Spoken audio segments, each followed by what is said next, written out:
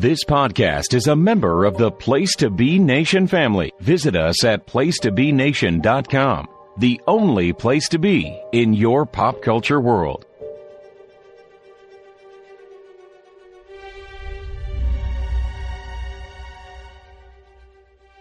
Place to Be Nation Pop Experience. We're at the end of a journey and the beginning of something else. Who knows what's going to happen? Howdy, I am Andy Atherton, your co-host here on Pop Goes to the Couch. This is our Wandavision review. Tonight, we're talking about the final episode of the season, and I think the series finale is the title of it. We're going to break it down and give our thoughts on how it went in the series as a whole, and kind of talk about what we see on the horizon for the MCU after this wonderful series, which I really enjoyed, and I'm sure all these gentlemen too. Plus, we have a very special guest on joining us tonight because it is a season finale, so we have to bring out the big guns, and we'll get that person introduced in just a minute. Let's get the regular crew in first before our guest. Let's go. First off is Shawn Kidd. Hey, Shawn, how you doing? Good evening, Andy. I am back from my assignment from last week and ready to talk this series finale. So a lot went on. I missed the last episode. I did watch it. But, yeah, super excited to be here for the finale. This should be great. All right, very excited to have you back. Scott Shifflett is also here. Hey, Scott. Hey, Andy. Glad to be here tonight with our special podcast partner, the other Scott. Glad to talk about the finale. All right, very good. And rounding out the regular crew, Tim Capel. Hey, Tim. Hey, guys. And a welcome back to Shawn. I tried to... I infected him with the legacy virus, you see, in hopes that he would not be back this week, but he foiled my secret evil plan. So, oh well, I tried. It was a valiant effort, Tim. Yeah. It worked I'm sure there are many out there that wish it had succeeded, but I'm sorry it did not. It worked last week, but you fought through it, so. I did, yes. I guess I'll just have to make my peace. And Scott let the cat out of the bag. You know, this guy, though, yells at me when I say stuff right away, and I'm not that kind of host. I'm going to bring in our special guest, coming in on our season finale, the one, the only, the Podfather, Scott Criscuolo. Scott, thank you for joining us on our last Wandavision pod. That intro was too long. You're fired. No, I'm just kidding. This is my feed. You're the other side of the hall. Excuse me. Part of your lease as of your building in the quad of pods is A, I'm on every finale of every show, and B, I'm on every show Tim Capel's on. So if you ever break that lease, Andy, you'll be back sleeping in your car with, Met fans and crazy wrestling fans. Oh. So anyway, guys, it's an honor and a privilege. It's not often you have the two Scotts on at the same time. Shawnee, I'm glad you're well, and Tim, I love you. So it's good to be on, and I'm pumped about this because I was skeptical going into this show, and I was totally blown away like everybody else. And my takes on the finale are probably different than most people. So let's get into it. I'm ready. All right. Well, before we get into it, since this is your first time on a pod talking about WandaVision, kind of just give us your thoughts on the series up till now. What were your thoughts going in, as you watched the first 8 episodes and leading up to this finale? Well, I was excited because I think Disney Plus was correctly using the characters from the MCU that didn't get as much pub. We didn't need Downey shows or Evans shows or Hemsworth shows. They got more pub than anybody else. So I'm looking forward to the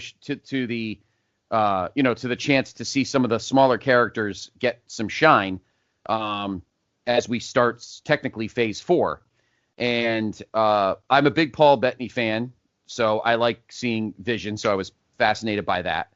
But I'll be honest. I mean, when you look at the trailer and you looked at the all the visual stuff, the trailers and the pictures, you thought it'd be a comedy. And immediately in that first episode, when the mom from that 70s show started acting all weird, you're like, oh, okay, all right, now we know what's going on. And I have to thank, as the show progressed, I was starting to enjoy the tension in the building. And as much as I'm not the biggest Kat Dennings fan, I actually liked her on the show. She wasn't as annoying as she was in either movie. But then again, anytime you stand next to Natalie Portman, you're annoying in general. So I was glad that she made herself better and made herself a more important character on the show. I liked the grown-up Monica, because we all know where that's going to lead, and we'll obviously talk about that later. I'll be honest, I was stoked because I talked about this with Tim on one of the Journey Through Infinities over on the TJP, that I was in the midst of watching all of the X-Men movies because I didn't see any of them after Last Stand. So I watched all of them to the end through Dark Phoenix, and I love Evan Peters. So I liked him as Quicksilver, and I like him on almost all of his American Horror Story characters. So when he walked in as Peter, I'm like, oh shit, the better Quicksilver, because I was not a fan of what's his face in the movie. I thought he had Aaron Taylor Johnson. Yeah, not a fan. I liked the one character that Fox actually got right during the X-Men movies. I thought was Evan Peters as Quicksilver, in my opinion. So I was glad that I had seen the movies and knew who he was. Like I marked out at the end of that episode when he first came in. My opinions have changed a bit, and we'll get more into that as we talk about the episode. But I had no clue who the string puller was, because, you know, there are certain characters you read in comics and you know a lot of them. Some I didn't know. And my buddy, a guy that has been on the Pop Experience, my good friend Tech, who of course will be returning soon to great stuff here. He's the one who told me about Agatha Harkness. So I had no fucking clue who she was. Tim, I'm sure you probably read, and Scotty, all of you guys probably have read issues with her in it, but I had no clue who she was. There are certain comic characters that are kind of a black hole for me, and she was one of them. I had no clue who she was. So I wasn't quite sure where to go with that. But going into the finale, I was optimistic to a point. But I don't want to tip our scales too much till we start talking about the episode. But I was pleasantly surprised. I thought both Elizabeth Olsen and Paul Bettany were fantastic. That they got a stage of their own. And I like how they tapped into, and I don't know who obviously are readers of her character in the books, but the Scarlet Witch character was never always playing with a full deck. She was usually a few sandwiches short of a picnic. And the fact that they kind of dived into that lore from the books, I thought was great. Because obviously the MCU, I apologize for going long. The MCU movies were for like and I've said this on the shows with Tim and Jenny and Justin, that the MCU movies were for like a Justin who never opened a comic in his life. But I feel like, and that's fine because they make money. But the show I felt like was for the diehards that read books and read and knew like the secondary and tertiary comic characters. And I was kind of excited about that they would kind of give us a little extra that maybe the movies didn't want to take a risk on. So I was excited about that. All right. Good point. I think they leaned into it, and we'll talk about that now that the series is over. I think they use that to their advantage, I think, to get all fan theories going. And just, you know, look, if we were all in offices right now, some of us are, but a lot of us are still working remotely. This is water cooler. Everybody would have been talking about this in the everywhere. I mean, we talked about it in chats, everything like that. You made a very good point. They really leaned into people knowing a lot of the source material and having a lot of fun with it. So let's get into the movie. Thank you for your thoughts as well. So let's get into the show, though. Agatha is holding Tommy and Billy with her magic strings. They tell her to let them go. Wanda reminds Agatha that her powers work in the open, away from any kind of runes, and she says, "I'm counting on it, Agatha." Agatha pulls the boys to the ground, so Wanda hits her with an energy blast. Wanda tells the boys to go to the room. As Agatha gets to her feet, Wanda blasts her again, but this time Agatha holds Wanda's red magical energy in her hands. "I take power from the undeserving. It's kind of my thing." Wanda's hand is strangely blackened.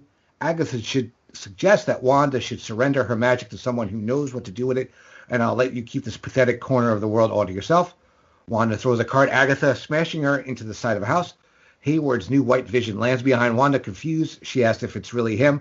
He touches her tenderly to the face, but soon turns into something more sinister as he picks her up by the head. "And I was told you were powerful," he tells her as she screams in agony. Wanda's vision swoops in, dragging the white vision along the ground at high speed before throwing him into an RV, which explodes. Vision asks where the boys are. Wanda says they're in the safe. They're safe inside the house, and that she should have explained everything to him when she realized what she had done. She says she can fix the world she's created. Can you? He asks. So, Shawn, what do you think of the beginning of this episode? It picks up right where we left off in episode 8. I thought it was a hot opening. I really enjoyed this kind of showdown with Wanda and Agatha. And I know we talk a lot about that this show uses a lot of the source material, but I really like that Agatha isn't just straight up who Agatha is in the comics, and that she is the bad guy in this, whereas we've talked about in the comics, she's kind of Wanda's mentor, which I still think could happen down the line, but we'll talk about that later in the episode. But I thought it was a hot opening. They were going at it. I thought the kids being like strangled by the string was brutal and savage, which was really cool. And then the white vision crushing her head, and then the other vision flying in. I mean, what better way can you start the show? You just kick it off with just some ass kicking, and just right out of the gate, you're on fire with the start of this show. I absolutely loved it. All right. Scott, Shifflett. Yeah, I agree with what Shawn said, especially with it being like as soon as we start, we're not like, spending time with Darcy or like, Jimmy Woo or like Vision trying to find Wanda. No, we're straight up like, we're going to fight. And I did love the Wizard of Oz reference where Agnes gets squished by the car and you just see her boots. I thought that was a nice little touch. The White Vision, I will say, like, for Paul Bettany, who's like playing he's basically playing an android, but you can still see the emotion in each quote unquote Vision's face. Like the White Vision is just devoid of emotion at all during this time. And then the other Vision shows up and you can see like, he actually has like human expressions. So I thought that was a nice little touch with that. Tim, what are your thoughts on the opening? Well, Scott brings up a great point about how Paul Bettany in playing this dual role here really does a great job here in just differentiating the two visions and portraying them completely different. So, I mean, I know Paul Bettany, the actor, got some flack for a certain comment that he said, kind of tongue-in-cheek, about how he'd be working with an actor that he'd been looking forward to his entire career, and that they had such chemistry, and turns out he's talking about himself, right?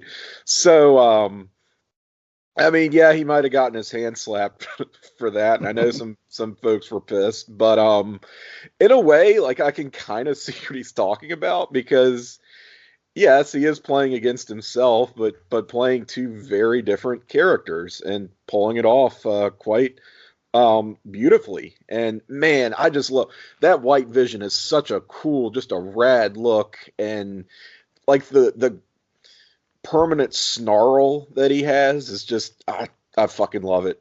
I really love the stuff between the two of them, the tussle. We get right into it. As far as Wanda and Agatha, not much more to add on top of that. I will say that after last week's very Agatha-centric episode, I did question after our own recording in reaction to that if maybe we were giving Agatha too much of a pass and thinking she would be more of a just morally gray, ambiguous sort of character.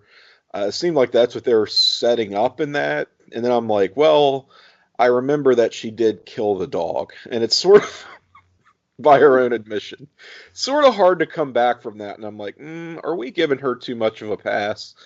And now we see that, no, she really is the true villain. There's not a lot of gray area here. Perhaps there's directions they can take her in the future, but we'll get to that. She is truly the pure villain of the series, and that's a different spin on the character. It's part of what makes the Marvel Cinematic Universe so great. You have this incredibly deep well of characters to draw from, and when you do, you might come up with a real Z-lister like Agatha Harkness, but can put a great spin on her and have such a wonderful performer behind them in Catherine Hahn. So, yeah, I like what they've done. I don't mind that her comics counterpart is depicted very differently, and she gets to just, kind of be a straight-up villain. That's fine with me. Mm-hmm. All right, Podfather, what do you think of the opening? I agree with Tim that I'm glad that the line was drawn that Agatha is the villain. There's like nobody above her in the story, so that I enjoyed. If I remember correctly, wasn't there a white Vision in the books too? Mm-hmm. Yeah, yep. That's what I thought. Yeah, I thought so. He went through some shit and they rebuilt him, like wiped his memory, and Hank Pym tried to fix him and more or less did, but that's where he came out with this kind of washed out look, and his personality, his humanity was no longer intact. This was actually like, this caused the dissolution of his relationship, his marriage to Scarlet Witch in the comics. That's what. Right. I thought so. Mm-hmm. All right. And eventually they kind of walked it back and, restored his classic look and his personality. Right. But for a while, that was the late 80s through kind of the early to mid 90s Vision that people would be familiar with. Right. I thought so. So yeah, no, I enjoyed the byplay there between Wanda and Agatha, and the wizard aspect or the witchcraft aspect of it. It was bumming me out because that wasn't the direction I really wanted Wanda to go, but I'll get more into that when we get to the end of the episode. But I thought it was a solid base to tell the rest of the story. Mm-hmm. All right. So Agatha materializes over the house. This is awkward. She gloats your ex and your boyfriend together at the same party. Who are you going to choose, Wanda? Wanda's Vision flies up to take on the White Vision while Wanda takes off to battle Agatha. In an upstairs bedroom of Agnes's house, Monica Rambeau looks on and shouts Wanda's name. Don't you waste your breath, babe, says Pietro, or Fietro, I guess we're calling him. No one can hear you from in here. She tries to escape, but that is no match for Pietro's super speed. High above Westview, Vision asks his counterpart if they might be able to resolve this peacefully. Wanda Maximoff must be neutralized. White Vision replies, you must be destroyed. Vision takes that as a no, and as White Vision tries to remove the Mind Stone from his forehead, he phases out of the way before pile driving his adversary into a road. They continue their battle in the sky as Hayward watches from outside the hex field.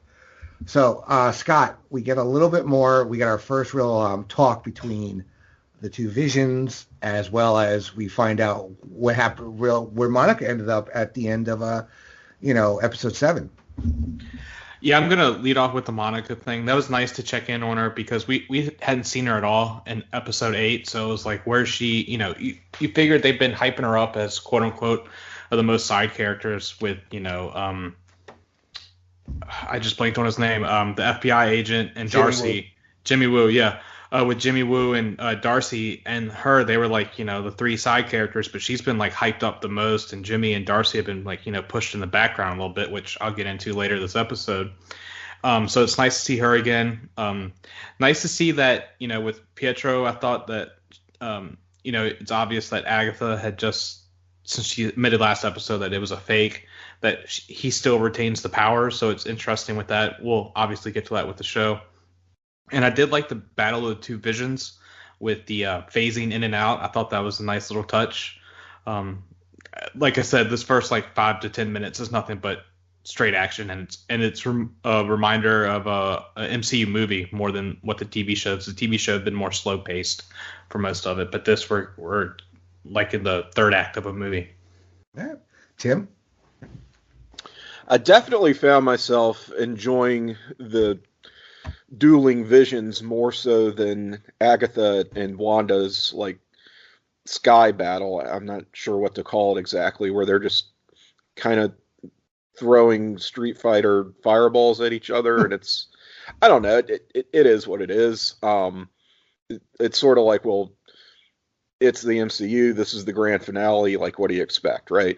So I can't really quibble with it, but so much. It just sort of feels like, I was hoping maybe this wasn't that kind of show, this wouldn't be that kind of climax, perhaps. But I mean, that's just sort of a personal thing, I guess. So, Tim, what did you expect out of curiosity, if that wasn't what you wanted? I'm not sure that I really was hanging my hopes on any one thing in particular. I just hope that maybe it wouldn't turn into like the Dragon Ball Z action scene kind of thing, like I got you. against like a literal red sky, right? I mean, it just sort of seems like been there, done that. Haven't we seen this before? You might have just ruined that whole image for me with that Dragon Ball Z comment. God damn you. Yeah, and I'm not trying to be like a dick about it. I mean, I know people like that stuff. It's just, again, we've seen it. We've been down that road, and I feel like not everything has to turn into that.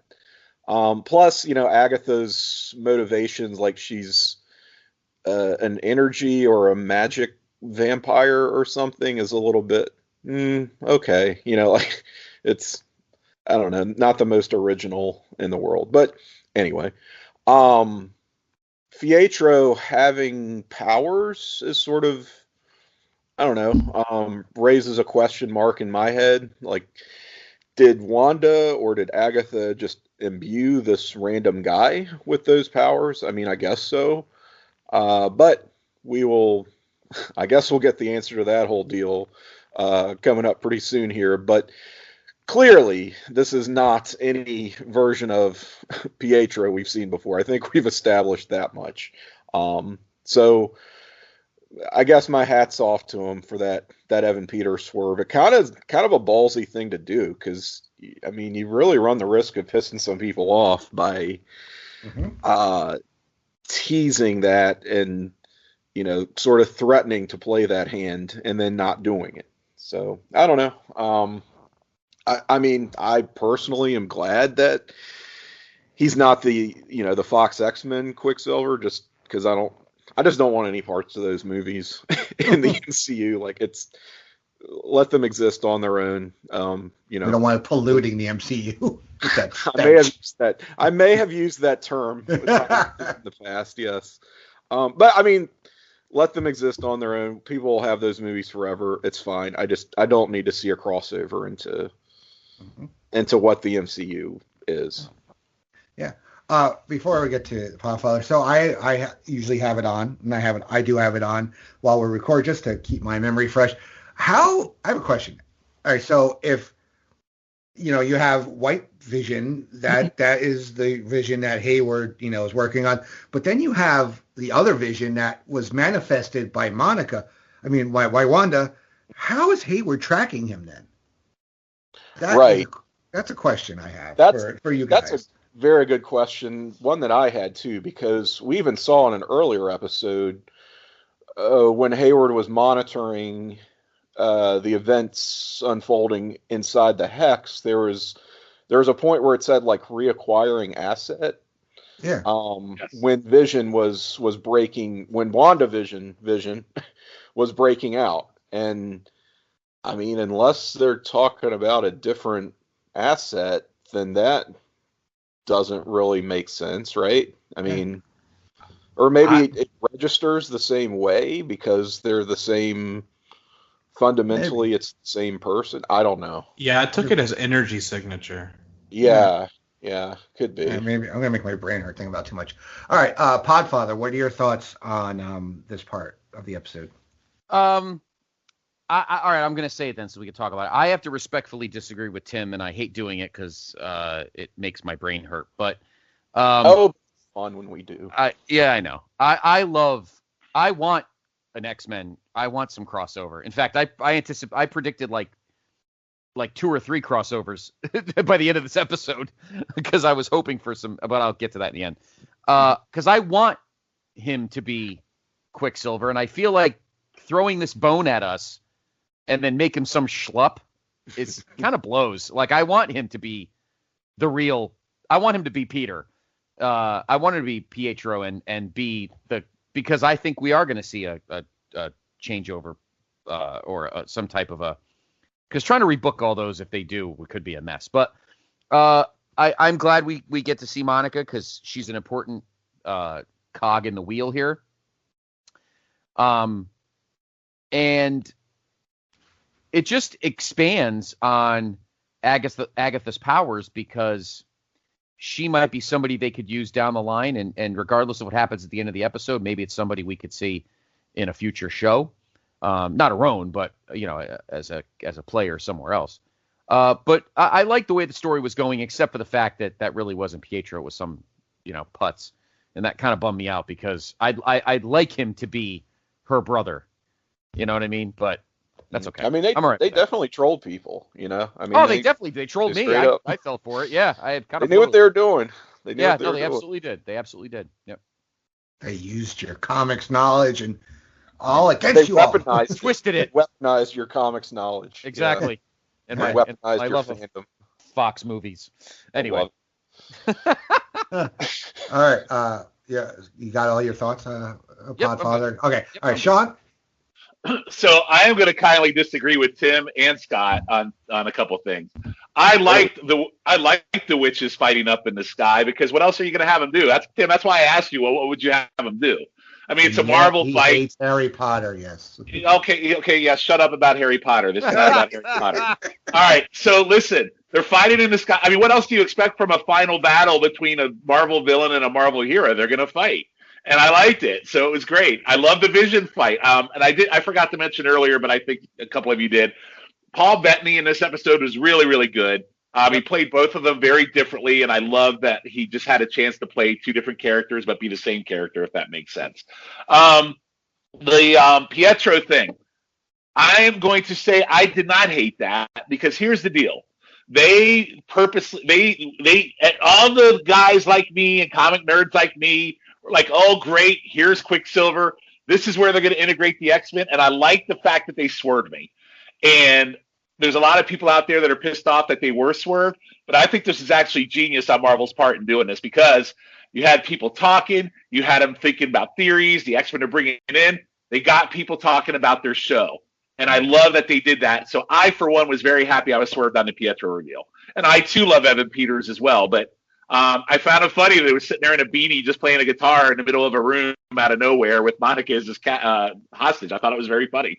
The one thing I will talk about in this episode, Monica.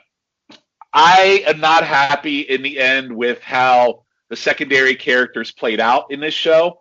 And I'll talk about that a little bit later. So that's all I'm going to say for now, Andy.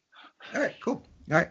So Agent Jimmy Woo is brought to Hayward. He's in custody. He tells Hayward that he'll never be able to cover this up. I won't have to, counters Hayward. Wanda canceled her show. There's no footage of her proving there was ever more than one Vision. Who argues that there must be a Sword HQ security tape and evidence of tampering, but Hayward says no one's going to care once Wanda's been eliminated, and they'll believe that the Vision who emerges from the rubble is the one she illegally tried to bring back to life. He thinks they'll thank him for recovering such a valuable asset, and Jimmy could be a part of it, only if you had a little more Vision. Wu sarcastically tells Hayward that he's convinced by his plan, but there's a slight problem. His friends and FBI friends from Quantico will arrive within the hour. Hayward thinks he's bluffing. Am I? Asks Jimmy. He's then thrown into a barn. He releases himself from handcuffs, saying, flourish. He calls up an FBI colleague, Cliff, and asking if he can get there inside the hour. All right, Tim, what do you think of Jimmy Woo kind of, and Hayward revealing basically he's the bad guy. This was him all along, doing this. For starters, I will say one place where Shawn and I will not disagree is the handling of the secondary characters in this finale. I think I'll back him up on just how underutilized they were here. And I guess we'll get into it more as we progress, but I almost wonder if there was some kind of like a COVID delay, like did the shutdown just really fuck over their production? It's funny you said that, Tim. I was thinking the same thing. Like, in this final episode, because of COVID, did they fuck something up and change shit around, right? That's what I almost think so, yeah, because it's just very jarring how it just feels like they're working around things that it wasn't their preference to do this. Like, I don't know. So, yeah, we get this exchange between Hayward and Jimmy Woo. In past episodes, we, again, particularly Shawn and I, have bagged on this depiction of Sword and its boss as just another secret evil organization in the Marvel cinematic universe, which we're very used to, and it just feels like they had an opportunity to go in a different direction just for once as a change to not do that, and they don't, and you're like, well, that's pretty lame and basic. Especially Hayward here. I mean, at this point, it's gonna get worse, but he's just a mustache twirling supervillain, basically. And that's a real shame, because you could have him as an antagonist in this series, making all the same decisions, all the same moves, having the same motivation that he's had throughout all of this, without just making him like straight up evil, which is what I feel like they did here. They just removed any ounce of nuance from this character, this characterization, and just makes him so much less interesting than he could be. I mean, I get it. It's a decision that the showrunners made, but a little bit of a baffling one that just makes the show and certainly the character less than they could be. All right. Podfather, what did you think of the Jimmy Woo scene here? I like Jimmy. I did not realize that actor is also on Young Rock. That was very jarring.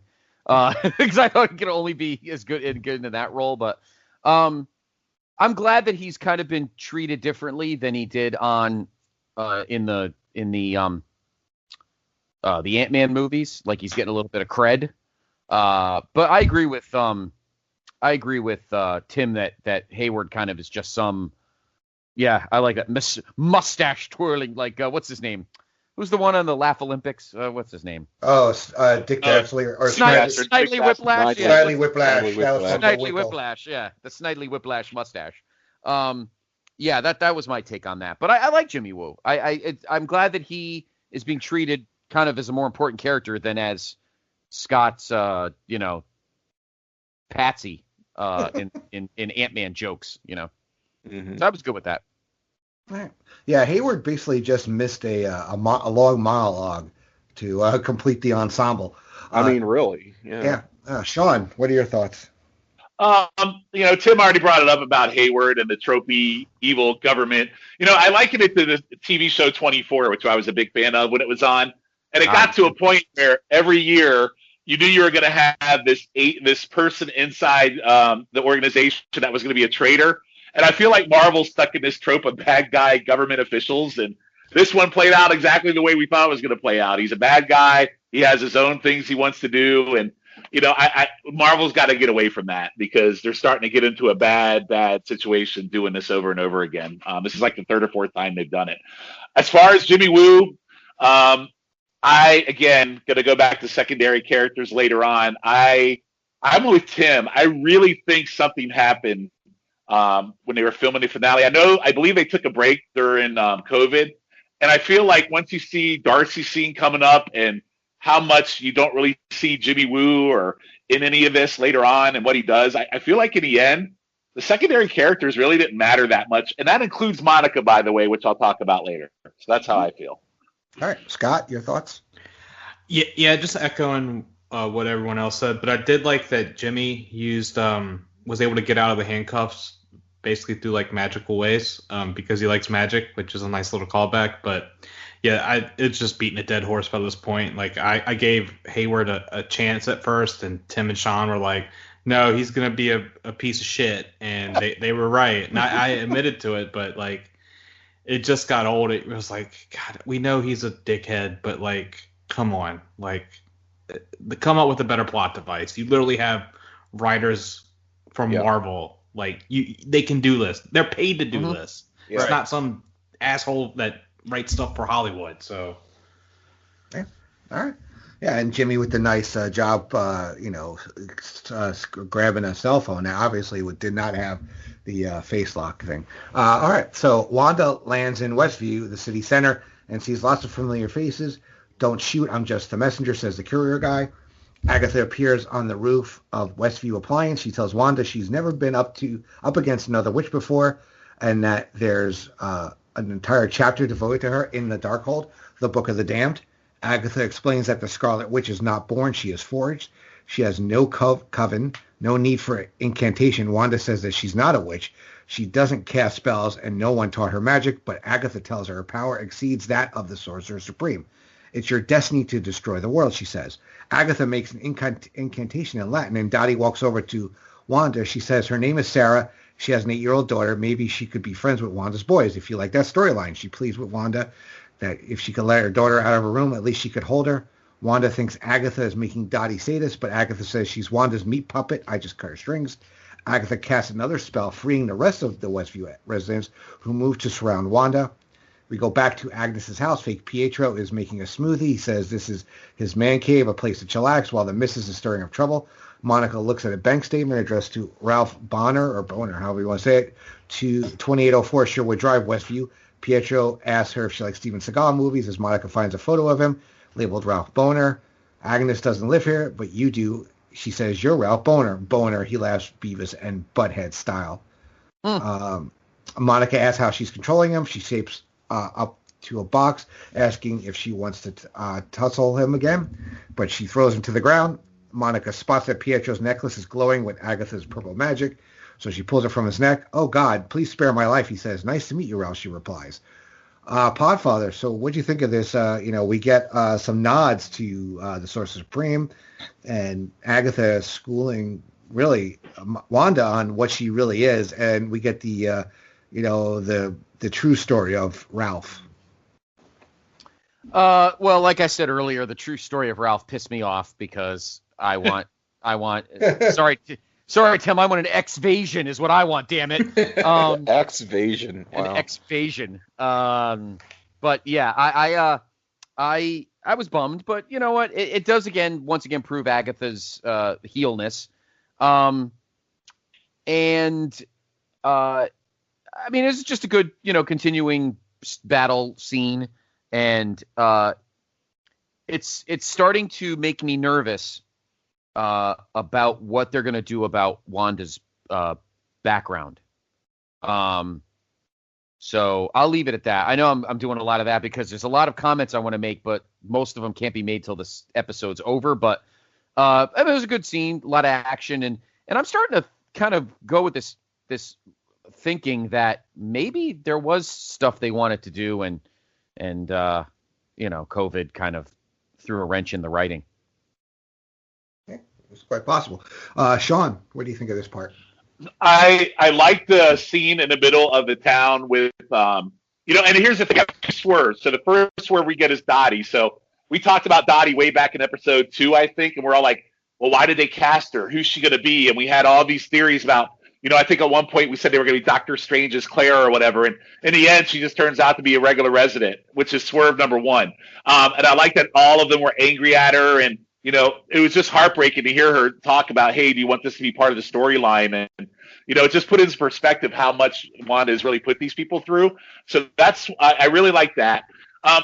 Guys, I think I said it a while ago that I thought that before I started thinking that maybe Evan Peters was a different Quicksilver, not in the X-Men universe. I think I initially said he was Ralph. And we speculated that maybe he was Mephisto. So all that shit went out the window. And again, I like the fact that I was swerved. And I also, Ralph Boner, maybe a little much, but I didn't mind this. I like the fact that Agatha was controlling them with her necklace. And it just all made sense to me at this point. And I did not hate this because they swerved me in a way that I didn't think they were going to, and they made it very simplistic. And I like the fact at this point that they are playing to not the comics audience in this show. They're playing to the Marvel Cinematic Universe in this show. And I actually enjoy that. And I like being swerved this time. It's not like a Russo swerve where you get pissed off because he does it all the time. I really appreciated it. And I know that majority of you guys on here don't, but that's my take. All right. Scott? Actually, Shawn, I enjoyed the Ralph not being the big bad. I think I actually had this discussion with, I believe, Tim.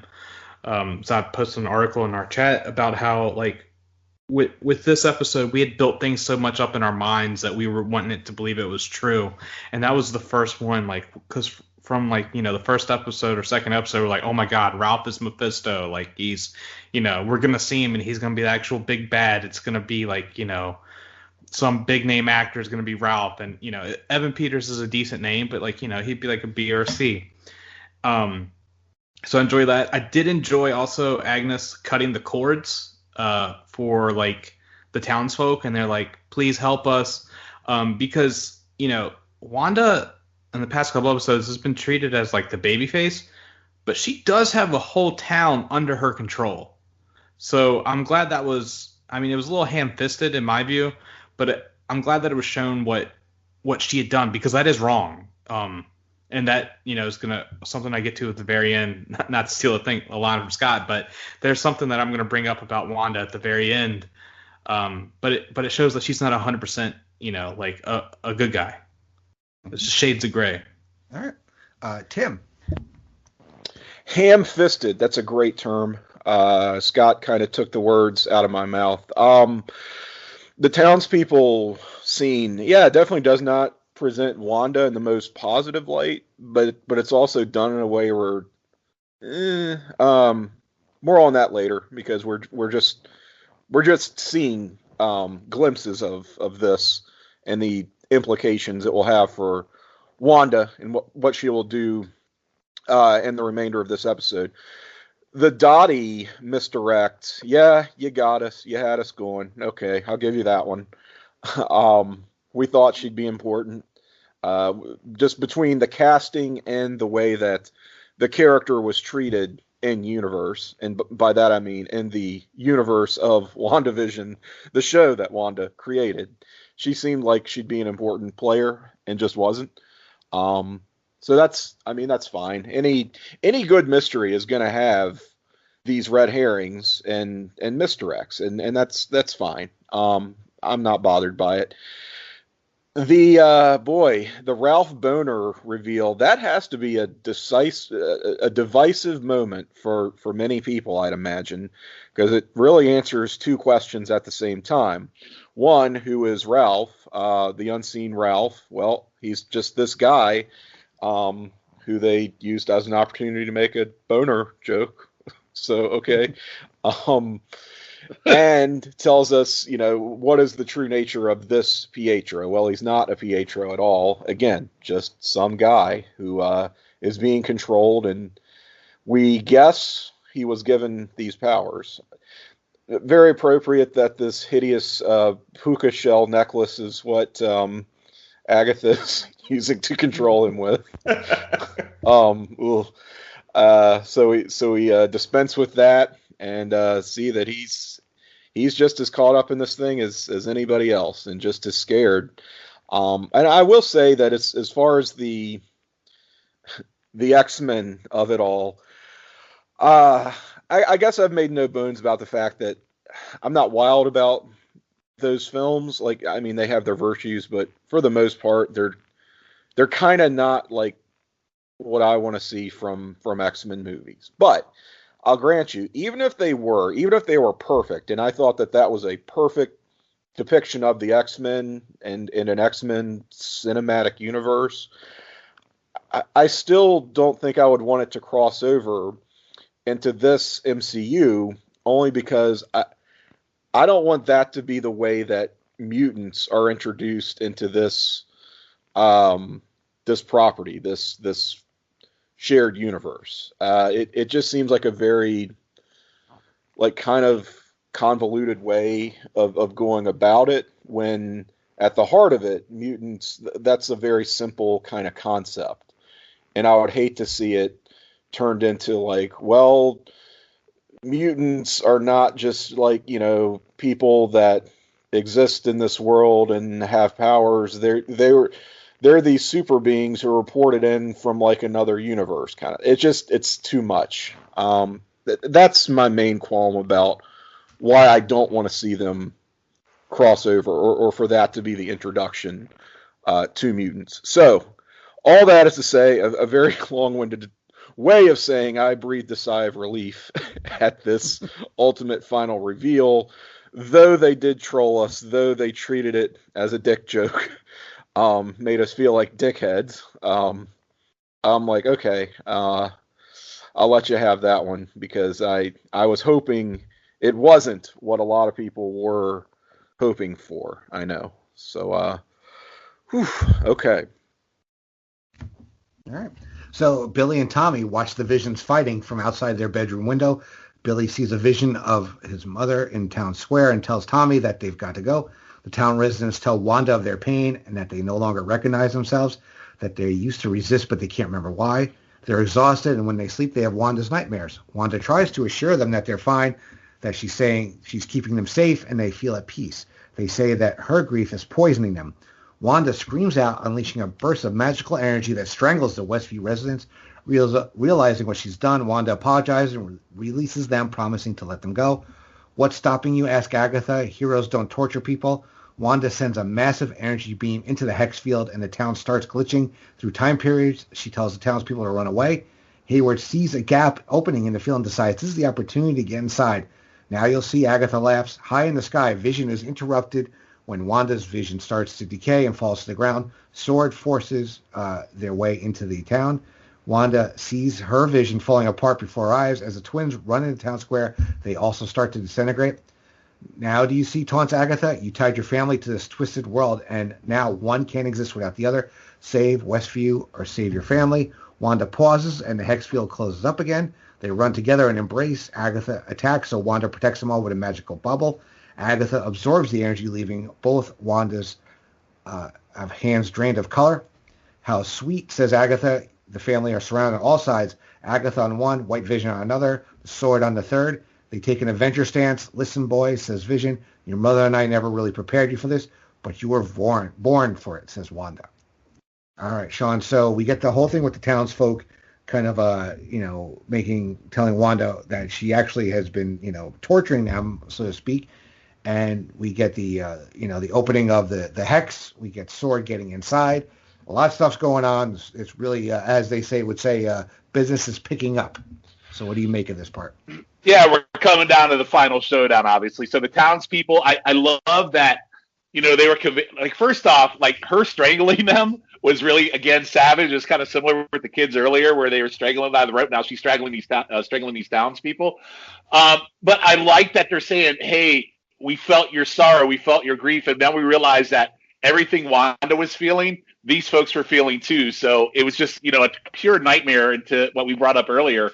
Wanda is really not the face in this. She is the heel, even though not necessarily wanting to be. That's what she was, and she put these people through hell.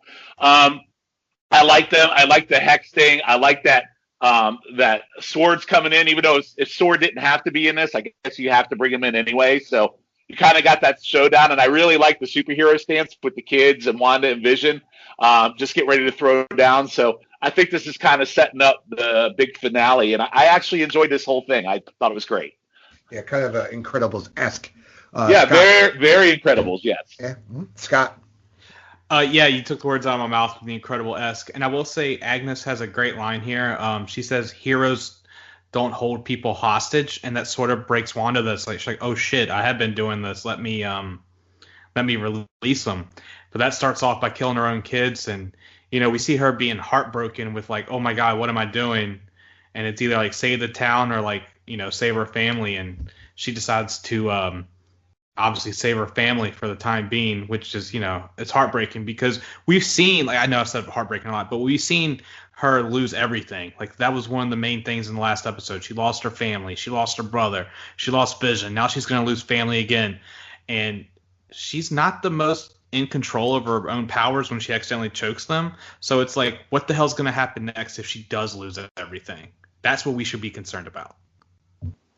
Tim? And Sword can fuck off. Sorry. All right, now Tim.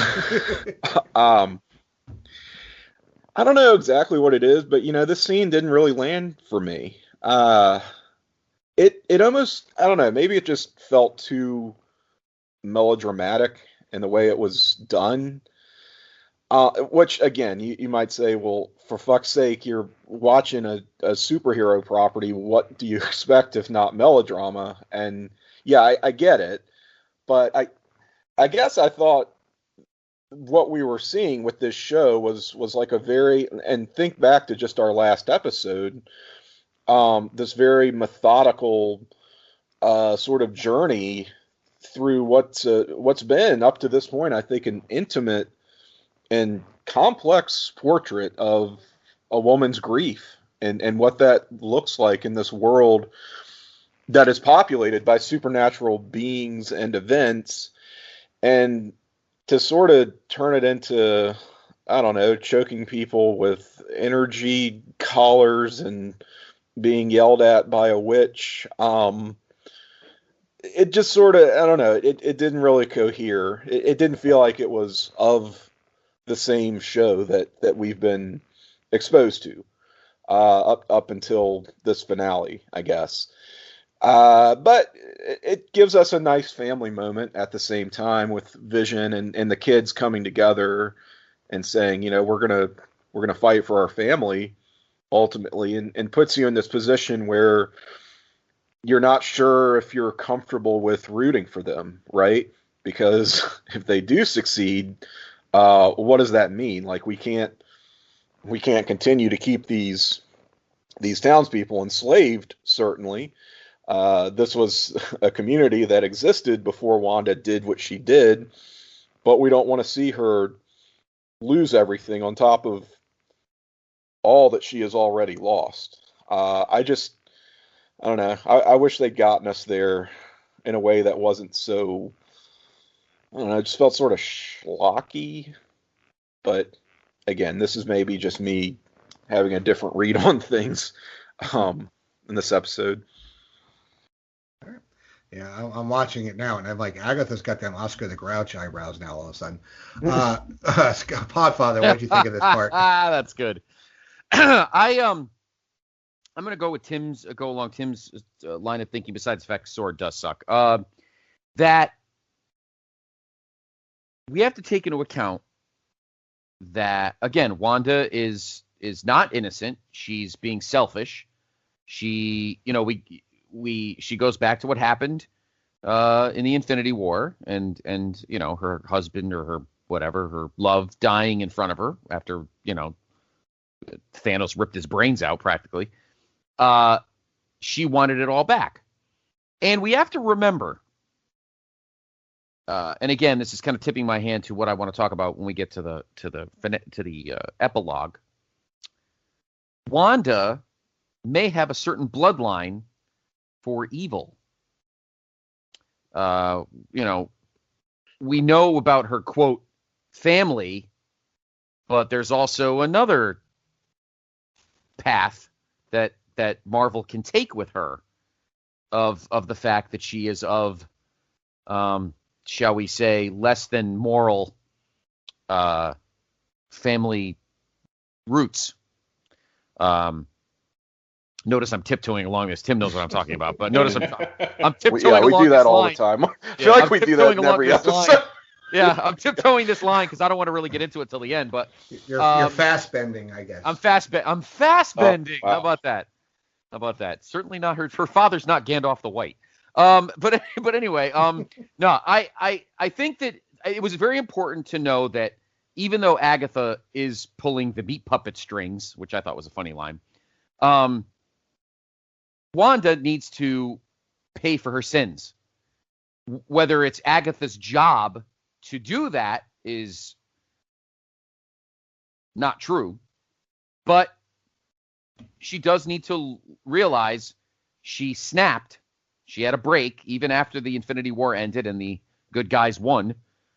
She lost in her own personal life, and she wanted to try and get that back and didn't realize that what she was doing was wrong. And I think that's a very crucial point here. And Sword, frankly, was just getting in the way. Like, they were just in the way. Like, we really wanted to flesh out this Wanda-Agatha dynamic, and these other dipshits in their Range Rovers or their fucking whatever they are, their Batman-looking cars, were just getting in the way. And we kind of wanted to get that over with because we needed to see this come to a conclusion. All right.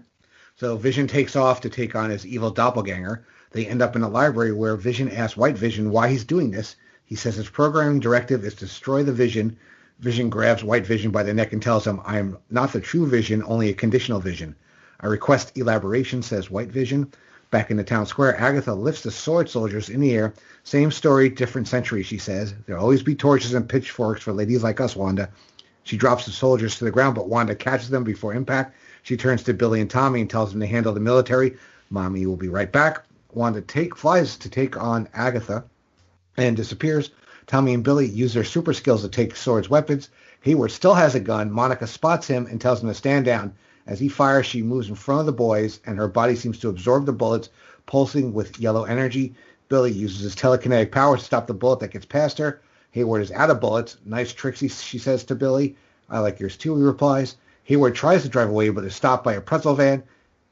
Pretzel van? No, it's the funnel thing, I think. Have fun in prison, says Darcy. Yeah, funnel. What a strange turn, pretzel van. Whoever wrote this. White Vision asks if his counterpart is familiar with the thought experiment about the ship of Theseus. The idea is that it's an artifact museum. Over time, its planks of wood rot and are replaced with new planks. When no original plank remains, is it still the ship of Theseus? Secondly, adds Wanda's vision, if those planks are removed, or the removed planks are restored and reassembled free of the rot, is that the ship of Theseus? White Vision says that neither is the true ship and both are the true ship. They are in agreement, but White Vision doesn't have the Mind Stone, and Original Vision does not have 1 ounce of original material. He said that perhaps the rot is the memories, the wear and tear are the voyages, the wood touched by Theseus himself. White says that he hasn't retained any memories, but you do have the data, says his counterpart is merely being kept from you. White Vision realizes that it makes him a weapon more easily controlled and acknowledges that Vision is a true Vision because he believes himself to be. But on meeting you, I am disabused of that notion. Wanda's Vision counters. He points out that as a carbon-based synthesoid, White Vision's memory is not easily wiped and touches his head, reawakening a lifetime of memories from the MCU. I am Vision, White Vision says, and flies away. All right, Scott. So we get a nice little showdown. We get, a couple of hero moments and a very, I probably have heard of the ship of Theseus in school over time, but yeah, I couldn't remember the story. So what did you think of this part? All right, so I'm going to take over my co-host thing because I usually try to be like the positive one when we're doing these shows. Uh-oh. I had a real problem with this. First off, Wanda just leaves the kids to take on a whole military cavalcade. What, sorry, Tim, I'm stealing your shit. What are we doing? Go for it. You can have it. And then they try to do the cutesy Marvel MCU Sony X-Men thing where, baby Vision, Wiccan or whatever. I know Wiccan's the other one. Whatever his name. One of the boys, Speed. Wiccan and Speed are the... Speed comics. Steals all the stuff. Kids. Doesn't hold any of the, it's trying to be a serious scene and they're playing it off for jokes. And then, the only thing kind of cool was, Photon doing it, but it's 30 seconds before it was supposed to be oh, they're stealing all the stuff. They're hijinks. Haha. And then, how Hayward's bitch ass is shooting on little 8-year-old kids. And it's okay. And, we finally see Photon's, powers, which I'm cool with. Always, a joy to see, a new person. I thought the actress for Rambo was great in the whole show.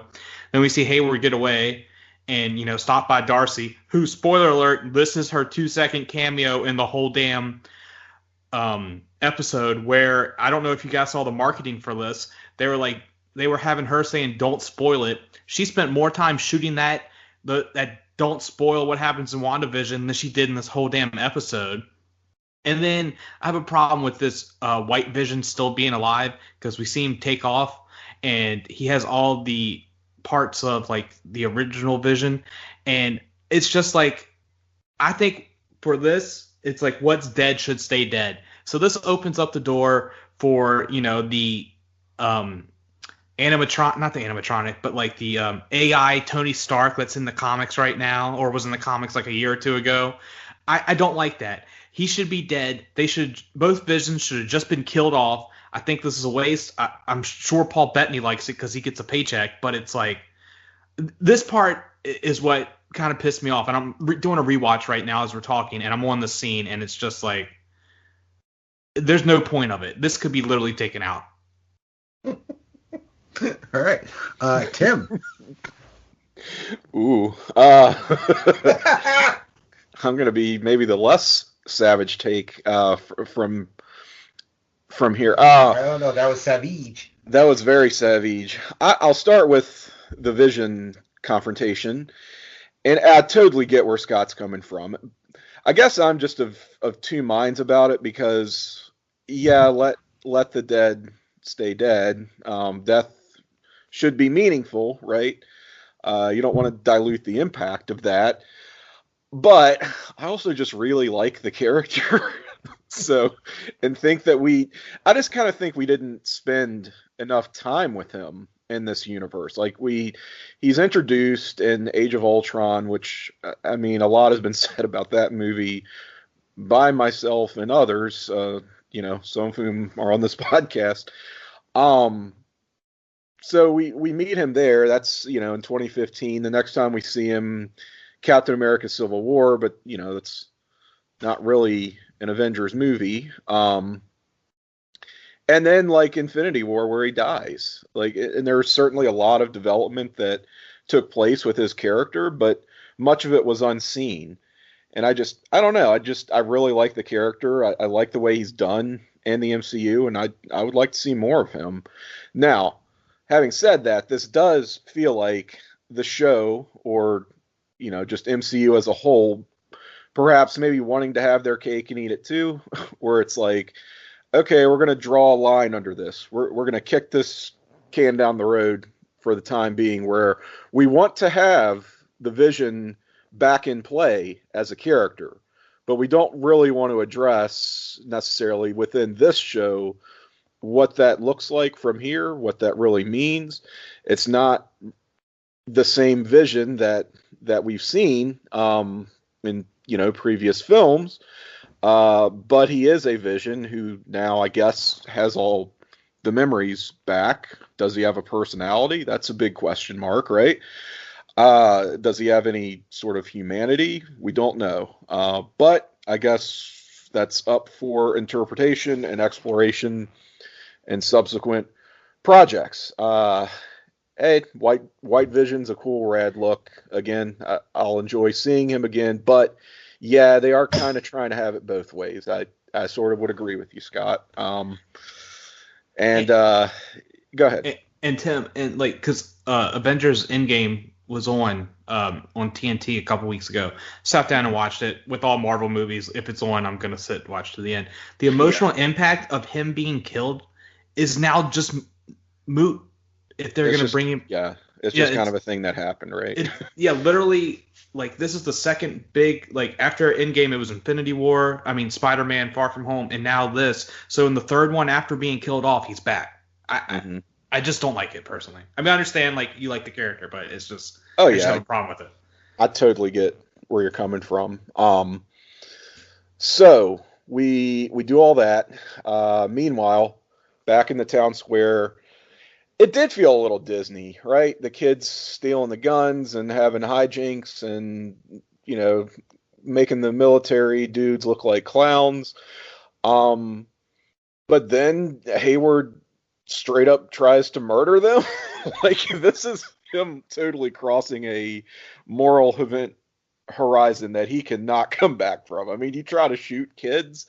What are we doing? So that was, again, it's just sort of the nail in the coffin for any potential for him to be kind of an interesting character. No, he's just, again, evil mustache twirling villain. So that's that. And Monica gets to show off her powers. Yeah, well, I guess maybe this is her big contribution to the episode, but much like those other secondary characters, she's sort of poorly serviced and underutilized, I felt like, and for this to be her big moment, just sort of, I don't know, I already had issues with the way that they've given her these powers within the show.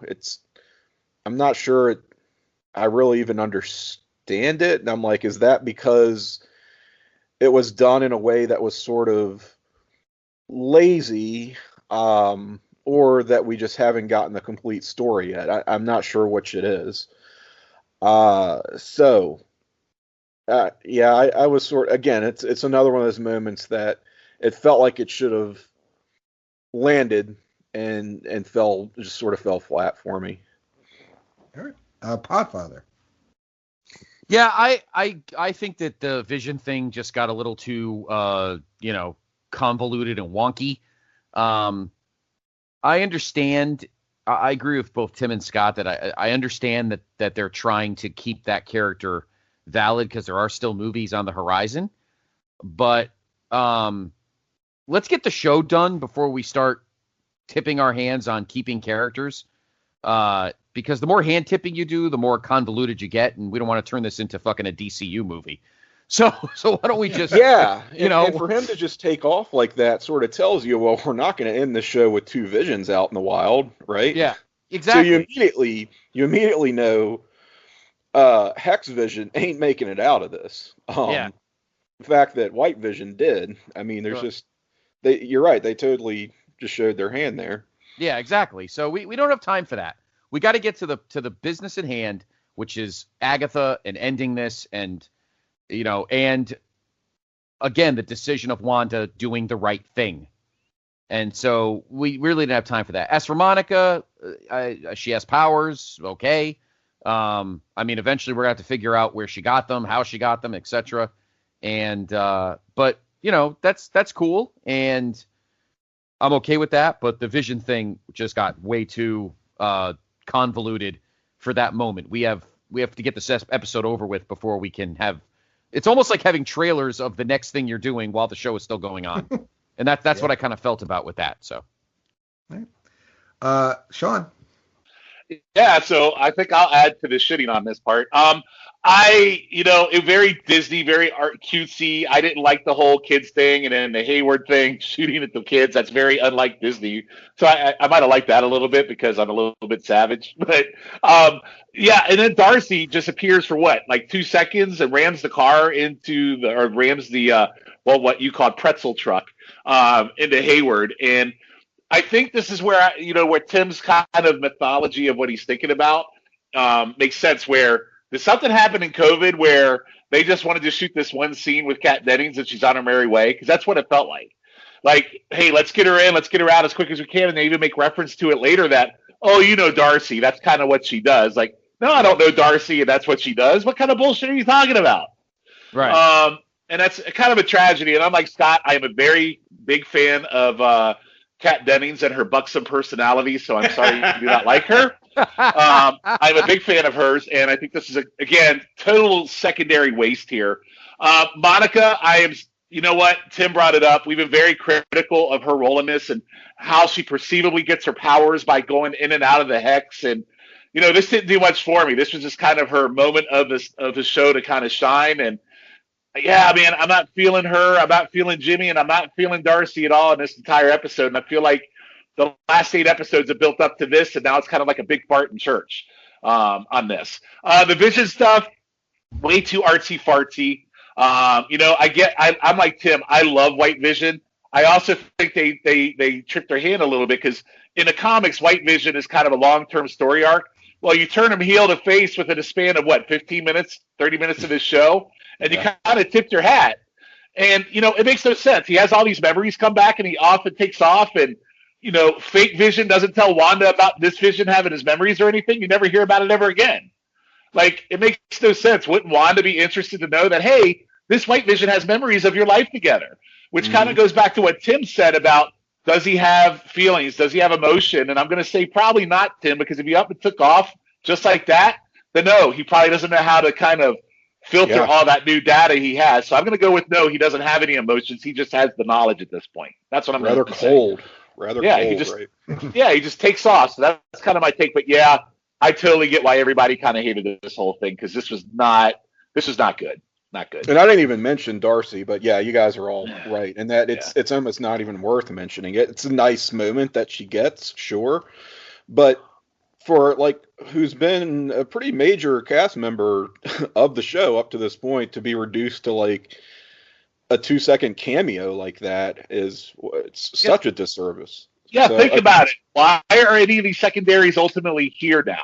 In this final episode, you really don't need any of these people in the show. You could have all this exact same shit happening without any of the outside characters. Any of them. And it just totally that part pisses me off about this thing. That's what pissed me off. I mean, I see the point, but I mean, come on. I mean, Monica. I mean, yeah, they're underserved, definitely, but they, Darcy takes out Hayward, and Monica stops the bullets, and Jimmy calls in, the cavalry. They And every one of those scenes lasted 30 seconds, Andy. 30 seconds. Well, I understand that, but it wasn't like they just stood there and said hi. It was bullshit. Right. It's kind of that Raiders of the Lost Ark problem.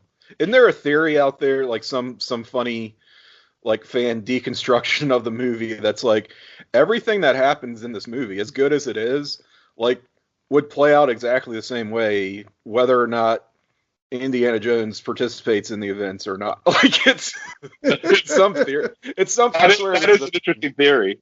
I swear this is a thing out there that, and I don't know. I've never sat down. I don't know the last time I rewatched that movie. I've never sat down to really examine it, but it's just one of those funny things to think about sometimes, where you're like, what's the necessity of a character to the plot? And in this case, it's like, I don't know, maybe they're nice to have, but are they adding anything in this episode? No, not really.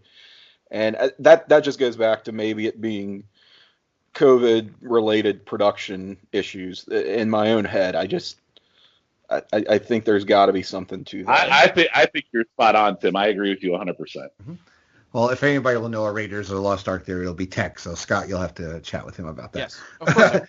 All right. So, Real Vision returns to the square and embraces his sons. Wanda sneaks up behind Agatha, uses her magic to transport her back to the stake burnings in Salem that happened centuries earlier. Wanda says that the difference between her and Agatha is that she did this on purpose. The dead witches come back to life. No, screams Agatha and suddenly stops. The witches start chanting Wanda's name, telling her she's a witch, the Scarlet Witch. So is written, so is foretold, the harbinger of chaos. Agatha tells Wanda that she can't win. Power isn't your problem, says Agatha. It's knowledge. A scarlet crown appears on Wanda's head. Give me your power, and I will correct the flaws in your original spell, says Agatha. And you and your family and the people of Westview can all live together in peace, and no one will ever have to feel this pain again, not even you. Tim, what do you think of the this flashback? Now we go back to Salem, and we get the dead witches are back. Okay, wow. Well, we get to see Wanda doing her frilly hand motions, mind powers trick that I don't think we've seen since Ultron. So I like that little callback there. But Agatha turning the tables on her was a nice little twist, I thought, proving that she just has the upper hand in terms of training and sophistication and use of magical abilities, if not the raw power itself. This is where you also have to call into question how reliable Agatha is as a narrator, as a source of this information, saying that there's, a page of the Darkhold devoted to her, and there's this prophecy that she's going to destroy the world, and you need to give up your power to me, and I'll correct the flaws in your design. And doesn't sound like that bad of a bargain, but as we will see, fortunately, Wanda does not take her up on it. So, this is where I start to wonder, like, some of these things Agatha is saying, do we just take them as read, or is there going to be more to it? Well, it's got to be the latter, because we don't think they're going to turn who's a character who's been a pretty prominent fixture of the MCU as a superhero into an outright villain. But pretty cool to see that, classic Scarlet Witch crown, that design, and just the overall influence on her look over the course of this episode. Thought they did a nice job, because that's a costume design that could look quite silly, directly translated. I mean, that was literally the point and the joke in the Halloween episode, right? Sexualized as she may be to certain individuals in that costume, it's more of a gag than anything you can take seriously. So to put a different sort of spin on it, I thought really worked well and as we'll get into more, is just a cool redesign for her aesthetically. All right, Podfather. Yeah, the whole. Unfortunately, they painted themselves into a corner with this dynamic of Wanda and Agatha because, obviously the book spin is very different. It's this, and I said this earlier when we were talking about movies and the shows. Like the movies were meant to try to be more mainstream for people who never picked up a comic book in their life and wanted to get into it without needing to be like, uber nerd. Where I felt like these TV shows give them a little more flexibility to kind of bring the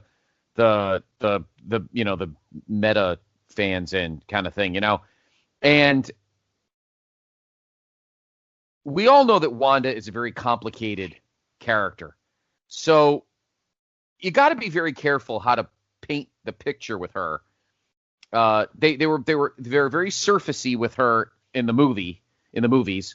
But now it's a chance to paint her picture, and where are you going to go from here? And clearly, she needs to atone for her sins, whereas Agatha has no moral compass. She's what she is, and that's okay. The question is, where do we go from here with Wanda? But here you had to clearly realize that if Wanda makes the right decision, then we know that she just made a mistake, and deep down she has a correct moral compass. All right. Shawn? Yeah. So first off, the outfit is very hotchy. Probably the hottest Wanda we've seen in the entire show. I agree with that. I meant to say that too. Yeah, you're right. Yeah, I love the outfit, but I guess fundamentally here's my problem. So because she has this power and she's a Scarlet Witch, outfit just miraculously appears on her. Like, is that like a thing for that role to be in a Scarlet Witch? You get this cool crown and this cool outfit that just materializes because that's who you are now. So again, I love the costume. I think it's awesome, but I guess I don't really get why that's the costume she gets at this point. I don't know. Unstable molecules, Shawn. Okay, well, whatever you want to call it. I'm down with the outfit no matter what. I just, from a sensibility standpoint, I didn't quite get it. And now I'm kind of like getting to Tim at this point where, I'm kind of getting a little irritated with kind of the pew, let's shoot things at each other kind of scenario. Because I feel like we've been 30 minutes in and this is all these two have been doing at each other. So I'm kind of getting to that point with Tim at this point. So, Tim, I'm agreeing with you from earlier, just a little later in the game. Okay. I like your phrasing of it too. The pew throw things at each other. It's like my little kids when they were young and shooting guns at each other. Pew. Yeah. Well, that goes a long way. All right, Scott. Yeah, it's been a great discussion with those guys. I will just echo Tim's sentiment how Wanda used her little Age of Ultron trick on her. I enjoyed that a lot, and it just seemed like they were killing time with this, to be completely honest. Like, I guess it was like one last thing for Agnes to apologize, like Scott was saying, atone for her sins, but she's not. But it just seemed like, we could have been using this time somewhere else, to be completely honest. Mm-hmm. All right. So Wanda blasts them back into President, and they take to the skies. Take it, says Wanda, bombarding Agatha with magic. I don't want it. Vision flies up to her aid, but Wanda surrounds him in a force field. Agatha cackles, encouraging Wanda to embrace her fate. Blue and his FBI colleagues watch the disturbance unfold. There's more. I want it all, says Agatha. As Wanda gives her last ounce of magic, she hovers, drained of energy. About our deal, says Agatha. Once you cast a spell, it can never be changed. This is the world you made will always be broken, just like you. As Agatha tries to send the killing blow, however, her magic deserts her. Wanda restores herself. Magical runes appear on the walls of the hex field. In a given space, only the witch who casts her magic can use her magic, says Wanda. Thanks for the lesson, but I don't need you to tell me who I am. Wanda goes full Scarlet Witch, absorbing her energy back from Agatha and taking the form Wanda saw in the Mind Stone. Oh, God, you don't know what you've done, says Agatha. They return to Town Square. So now what, you're going to lock me up somewhere, says Agatha. Not somewhere, says Wanda, here in Westview. I'll give you the role you chose, the nosy neighbor. As Agatha tells her she has no idea what she's unleashed, that Wanda's going to need her. Wanda says she'll know where to find her if she does. Wanda turns turns her back into her sitcom form. Hiya, she says cheerfully. You leave here now, says Wanda. No one will ever bother you. The family are reunited, so it would appear our dream home has been reduced to a fixer-upper, says Vision. I know you'll set everything right, not just for us. We're going to pause there. Actually, I went a little too far there. I wanted to. Podfather, so what do you think of, this part where we get, the fight ends, Agatha gets her comeuppance, I guess, and, we are getting close to our final moments of the episode. I'm a little. I like that for the time being, Agatha is punished and locked away. I'm glad they didn't quote kill her because I like the character, and I think that she could definitely be used again down the line, whether in movies or in another show. So I was happy with that. I love Catherine Hahn. I think she played the role extremely well with her kind of snarkiness. But it's time to. I think it was a fitting way to end it, and also made, again, going back to Wanda atoning for her sins by taking the moral high road and not killing her and kind of just, keeping her in sitcom prison. I think was very fitting. That's it. All right. Shawn.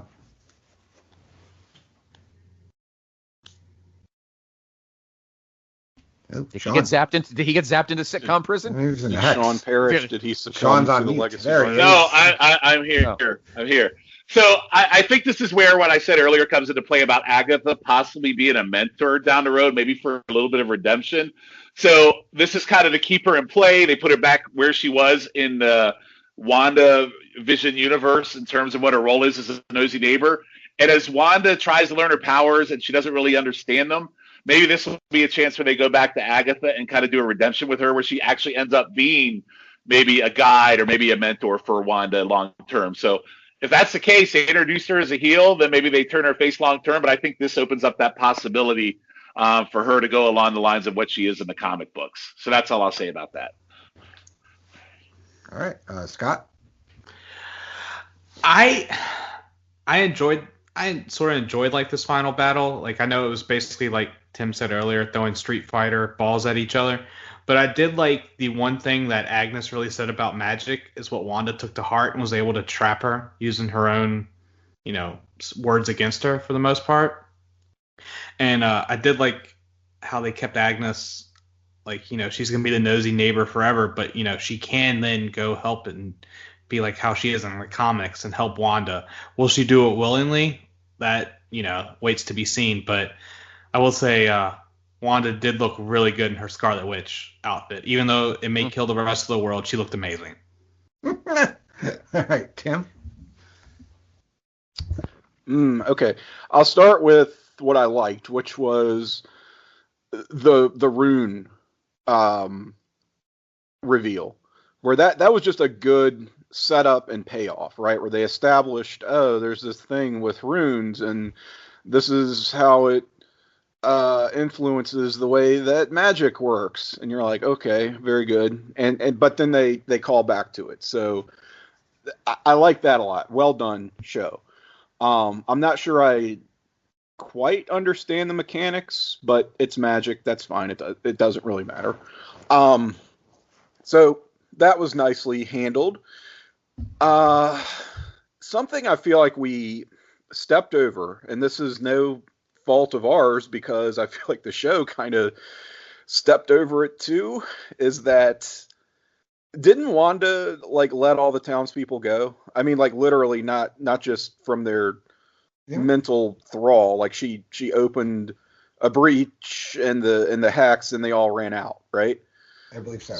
So they're not, stuck in this anymore. She's let everybody flee, escape with their lives. And we didn't really talk about that, but the show, like, it seems like that should be a bigger moment within the show, right? That she comes to that kind of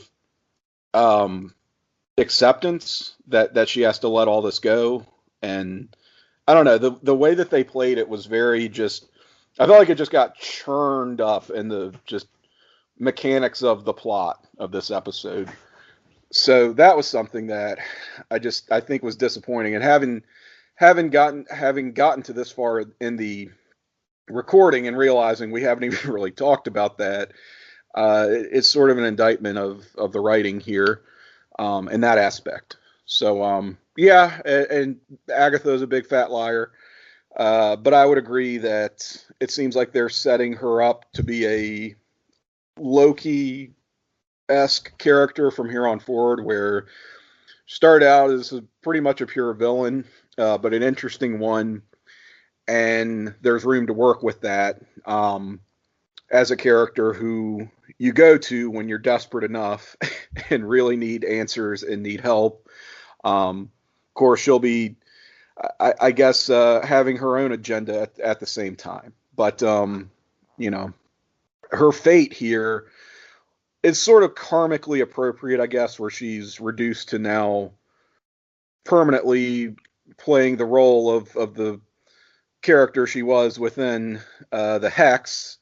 Again, not real sure how that works in reality, where there no longer is a Hex, and we have neighbors, townspeople who presumably remember all of this and remember her, and what are they supposed to think, right?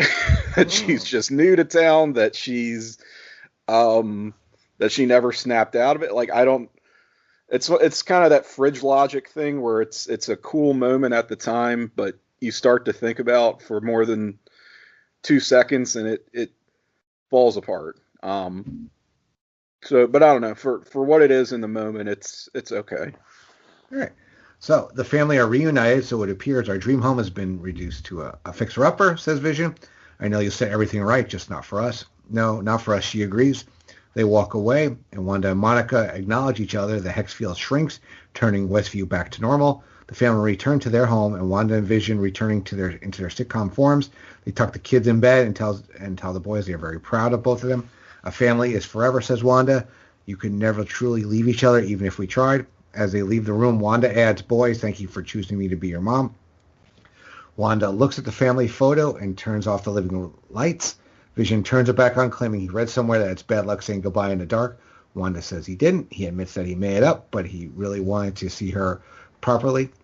They look out the window to watch the advancing hex wall. Before he goes, Vision says he must know what truly is. You are the piece of the Mind Stone that lives in me, she replies.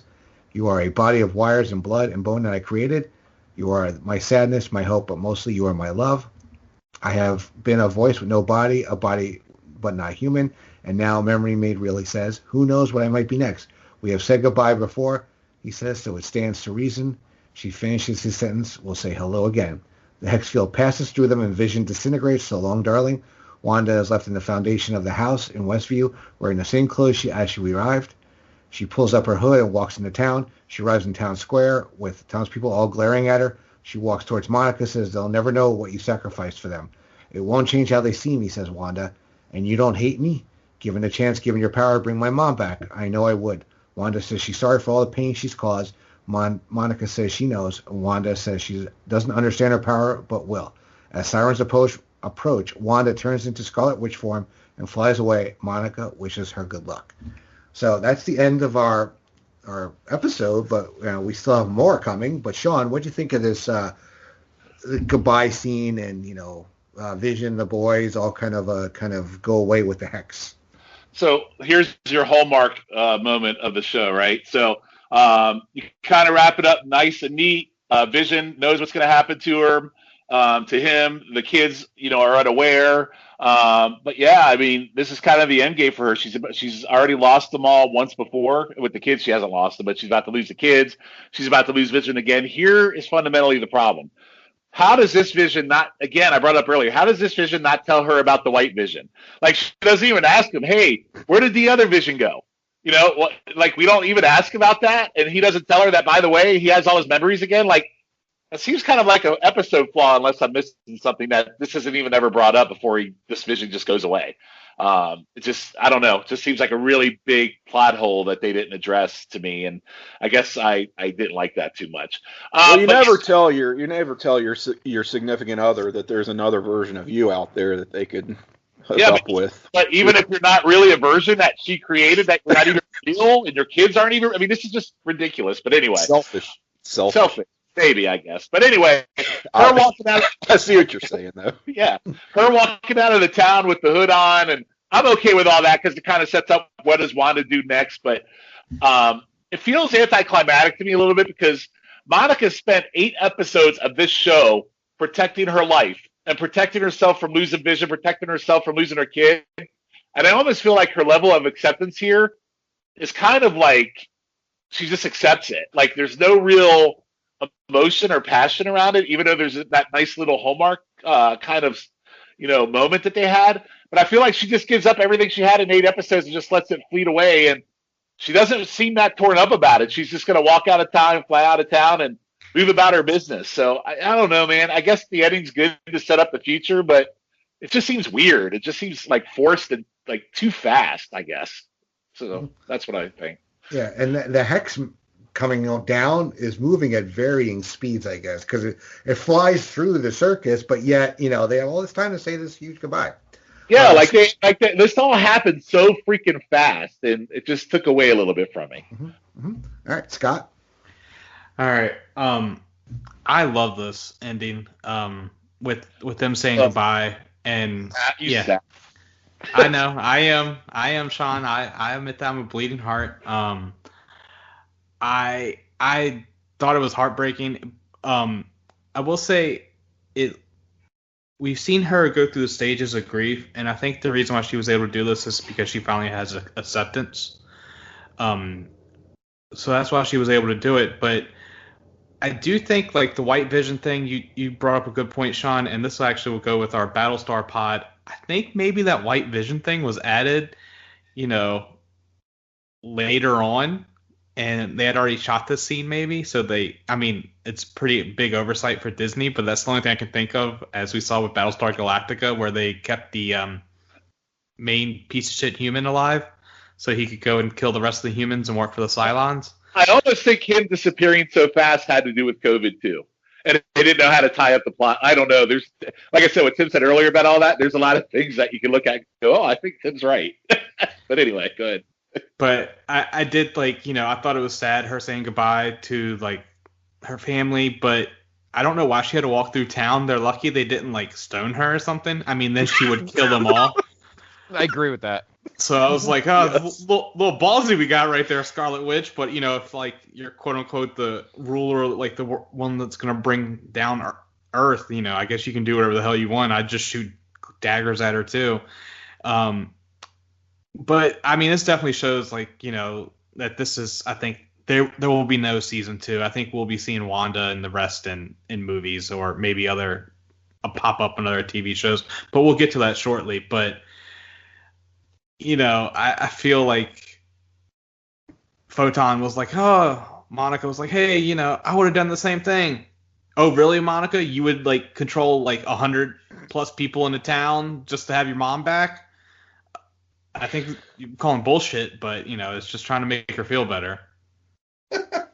All right, Tim. Yeah, that's a pretty unearned pat on the back she got there from somebody who didn't have her mind enslaved for a month or whatever and experienced the nightmares of another person when they try to sleep. Well, actually, she was for 2 episodes, right? Yeah. Oh, yeah, you're right. She did go through this for a little bit and still was like, it's okay, Wanda. We're good. We're good. Yeah. This is also not her town. She doesn't live there. It's not quite the same kind of personal violation that it is. I mean, it is, but not to the same extent for her as it is for the actual residents of Westview here. But I'm going to actually back Shifflett up just on the farewell scene between Wanda and Vision. I thought that was actually quite beautiful and moving and shattering. And I also think that it's funny you mentioned that perhaps this was filmed earlier before everything else, because I think this was like a scene written by people and filmed before a big, massive COVID shutdown where they had to fire all their good writers and come back with limited resources. It feels like a scene out of a totally different episode than we watched to me. It felt so much better, but also so disconnected at the same time, especially following on from the scene that just immediately preceded it with the kids. My God, what are we doing? How to put this? Look, guys, I don't know if you know this about me, but I am not a mother. I never will be a mother. But I have a mother, and I can promise you, if you had told my mama when I was 8 years old, sorry, lady, but your kid's existence isn't valid. You know, he's not real, and that makes us uncomfortable, so he's got to go. My mom would shove your head so far up your fucking ass, and that's without having ancient witchcraft, mutant hex powers or whatever. You know, like, so for Wanda to just be like, okay, let me tuck these boys in, turn out the lights. Okay, time to die now, because this is our last episode. Thanks for letting me be your mama. I mean, that's what you get. I mean, come on. I mean, there's got to be something more to, like, she has some sort of awareness that she isn't really, like, murder-suiciding her family here, which is the way this kind of gets out. Jesus, the dark turn. Really, think about it. Like, at this point, what's the harm in keeping everybody alive? Like, how is she's retracted, she's pulled the hex back to just the immediate sphere of this lot that apparently they already owned in this town, which I still don't understand how that works either. But, like, okay, we're no longer actively hurting anybody, right? This is fine. This could go on perpetually forever. And I get that her children and her husband can't exist outside of it, but I don't know, try a few things first. How is your first resort? Guess everybody's got to die. See ya. Like, it's baffling. This was major what are we doing territory for me. I mean, that scene is really where the episode just completely lost me. Here again, we know we're going to see these kids in some form or fashion pop up, be reincarnated, whatever, be realized as new characters. We're going to do something, and perhaps Wanda has some degree of awareness of that. I sure hope so. Because the way it was presented was like, she's way too okay with this, and she seems like a complete psychopath right now. Yeah. All right. Podfather, what do you think of the ending of the episode? I thought it was a mixture of both. I agree with Scott that it is a nice, a nice warm goodbye between Vision and Wanda. Having said that, it seemed like a drive-through Hallmark moment. Like, all right, let's get the fuck out of here. That's a great way to put it. Wrap this shit up. Yeah, it's like, all right, we're done. Yeah, yada yada, hug, kiss, mooch, bang, done. We got to get out of here. Credits time, baby. People want credit scenes. They don't give a shit about any of you anymore and your stupid fucking kids. Or your goddamn theories. Yeah.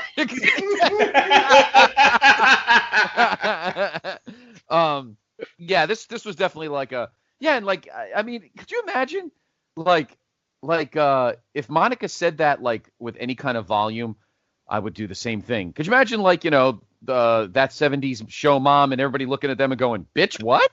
Yeah.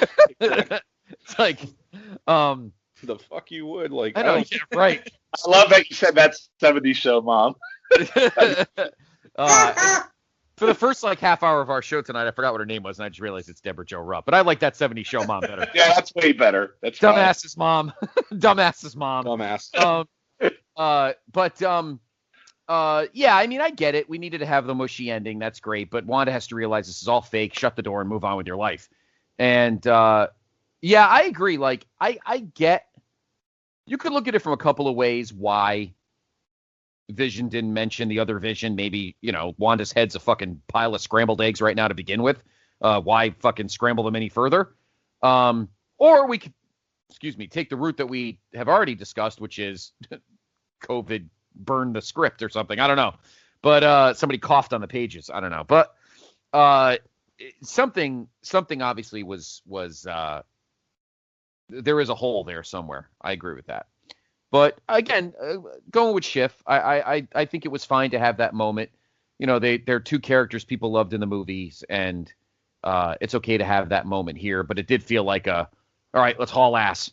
Her standing on the empty lot and everything. It's a tender moment, but it did feel like they were kind of like moving the thing along to get out of there. All right. So that ends the episode proper, but there are a couple of credit scenes. There's a mid-credit and a post-credit scene. The mid-credit sequence, Monica looks on as Jimmy Woo manages the crime scene. Authority looks good on you, Jimmy, she says. He asks where Darcy is. Monica says Darcy believes that debriefs are for the weak, but they can thank her for apprehending Hayward, who's taken into custody by the FBI. A previously unseen agent tells Captain Rambeau that they're waiting for her in the theater. Once inside, the agent says she was sent by an old friend of your mother's and transforms into Skrull form. He heard you've been grounded and he'd like to meet with you. Where? Asks Monica. The Skrull points upward towards the sky, and Monica smiles. So, Scott, make sense of this mid-credit scene. Definitely seems like we'll be getting Monica in the recently announced Secret Wars, which is I enjoyed the original Secret Wars, not Secret Wars 2. But it was nice seeing that and gave me nice hope that we'll be seeing a lot of Photon more. Hopefully they expand on her character more and she's just not the side character, in Secret Wars. So very interesting. Yeah, I have to look up the timeline because we're definitely going to see her in Captain Marvel 2 also. So I don't know which one is coming first. Tim, what do you think of this scene? I think if Wanda had walked into that theater and we spent like a minute or two just following her, she makes her way through like these dark hallways and there's a lot of intrigue and we're not exactly sure what's going on, and she stops and just lets out a massive fart and goes and looks at the camera and goes, "Oh man, I've been waiting 6 hours to back that out." I think that would have landed with as much narrative punch as this, "Hey, kids, Secret Invasion sure is going to be a thing. We're doing a Captain Marvel sequel." Like, this was such a so what to me. Like, I don't know why. It was just tacked on. I don't know what the need for this was. It was just dumb. All right. Podfather? Yeah, this is clearly, obviously, they're talking about Nick Cage, and this is obviously the... Nick Cage? Not Nick Cage. Fury. Nobody wants to talk about that joke. It'd be awesome if they were. No, yeah, I'm okay with Nick Cage. No, I hope the Skrulls eat him. That's who wants to meet. Ghost Rider's coming on. Please don't put Nick Cage in anything ever with Disney Plus or anything that ends with plus. Nick Fury, and obviously we're talking about I think it's more leaning towards the Carol sequel, which is probably leading to some sort of Secret Wars. But it's fine. Or maybe when they said he, if they didn't give a pronoun, I was more assuming you could have kept it open and thought that they were talking about Carol or Nick. Either way. So I was kind of hoping they wouldn't make a pronoun and say he, meaning that's who that's who the Skrull was talking about. Yeah, it's fine. It's not that big a deal to me. Although Nicolas Cage as a Skrull would be pretty great because then I wouldn't have to look at his fucking stupid face. But He might be a Skrull already. Who knows? Yeah, I was gonna say he might already be one. Yeah, probably, and probably suck at that too. So anyway, yeah, no, it's fine. It is what it is. They had to pump something up, so I'm more interested in the second. I'm more interested in the second credit scene. So Yeah, I'm doing a quick Google search. I think they both are supposed to come out in 2022, I think. Or at least I think Captain Marvel is going to set up Secret Wars. Captain Marvel 2, that is. The show is actually Secret Invasion. Secret Invasion. Yeah, sorry. Secret Wars. Whatever it's called. Secret Wars something else. Another great comic, if you guys Secret Wars is fucking amazing. Yeah. The original is amazing, yes. Yeah, all right. Absolutely. Sean? So is the sequel with Beyonder learning to take a dump. With the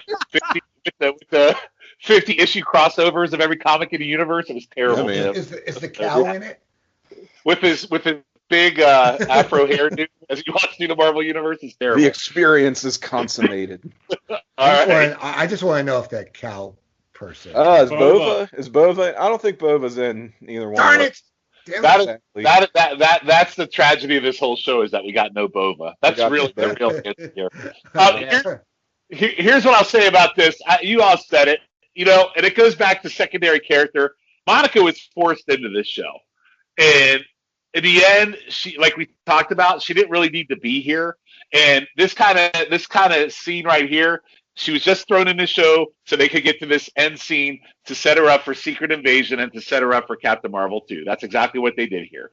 It's not really relevant to WandaVision whatsoever. Her character is not really relevant to WandaVision whatsoever. And I like her character. I like the actress. I think she plays her really, really well. But in the end, it almost feels like she's like a square peg in a certain circle hole, if that makes sense. I just... doesn't feel like she fits in this show. In this last episode, it just feels like it was a waste to me. I'm much more interested in the next credit scene than this one, but this one just kind of, didn't do much for me. All right, so if you hopefully you didn't turn off your episode. You thought the credits. Oh, I got my scene. No, there's an end of credit sequence. It's a remote, beautiful wilderness. Wanda sits on the veranda of a log cabin. As she goes inside to check on the kettle, the Scarlet Witch is imprisoned inside using the Darkhold and seemingly casting spells. Billy and Tommy call for help as the witch's eyes glow red.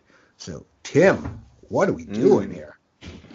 So I gather that this is Wanda pulling that same trick from out of Doctor Strange's playbook of doing the astral projection self that's occupied one way while your real self is doing something else. Like we saw him sleeping while his astral form was like reading not the Darkhold, but the magic book from that movie, right? So I think this was just kind of a similar take on that, where Wanda is trying to present to the world at large that she's just kind of leading this quiet idyllic existence, and not disturbing anything, not making a lot of noise, while meanwhile she's studying up on this book of sin, book of the damned, whatever we're calling it, which you gotta figure some people might not take too kindly to. But what can they really do, right? I mean, Wanda pretty much walks away. She can only be taken into custody if she allows herself to be, and certainly she's not allowing that. And we get the suggestion that the kids are still out there in some form or fashion, although that could be somebody fucking with her at the same time. We don't know. But I gather this is all a bit of setup for the Doctor Strange sequel, where next we will be seeing Wanda. Mm-hmm. Podfather? Well, it's funny. I'm looking at the schedule of Mute movies, and there's 8 movies coming out in the next 2 years. 8. 4 this year and 4 next year. I mean, that's fucking insane. Back when they were taking their time, we were lucky we had 1. Yeah. Usually it was 2. But I mean, most of them are backtracks like Black Widow or whatever. Probably the next movie. Eternals. Eternals comes out in November. Well, Black Widow comes out in May. That Shang-Chi. Everybody's waiting for Shang-Chi. The triangles. Come on. That comes out in July. Then Eternals comes out in November. And then the new Spider-Man comes out in December. And next year, just based on the order, this Doctor Strange movie comes out in March, Thor in May, Panther in July, and Captain Marvel 2 in November. So, anyway. Although it looks like it doesn't have a date, but I guess the second or the third Ant-Man and the Wasp. So 5 movies in 2022. Jesus Christ. So anyway. And Black Panther 2. And Blade. There's more. There's a lot. Yeah. Well, Panther comes out in and then plus all the TV shows. I know. Yeah. It's Marvel and She-Hulk and Moon Knight. Yep. I don't see a problem here. Honestly, we are probably going to. Yeah. Can you guys imagine? We're probably going to get to a point where there isn't a week that passes without original MCU content in some form or fashion, whether it's a movie or an episode of a series. The way they've staggered their scheduling on Disney Plus. I mean, I think that's the world we're sort of building to here. As far as I know, I think every show is going to have a week off. Like there's there's no show this coming Friday, and then next Friday is when Falcon and Winter Soldier. Well, you know what the move would be is to schedule your movies in between. That makes perfect sense. Shows. Yeah, I agree. All right. Yeah, no, you're definitely right. And if they're going to do 5 movies in fucking 2022, all right. So here's my thing. I obviously was expecting. When the door, I thought the door was going to knock. Yes, and I was purely expecting Wanda to open the door, and the Fast was going to be standing there going, "Hello," and she's going to be like, "Who the hell are you?" I'm like, "I'm your father."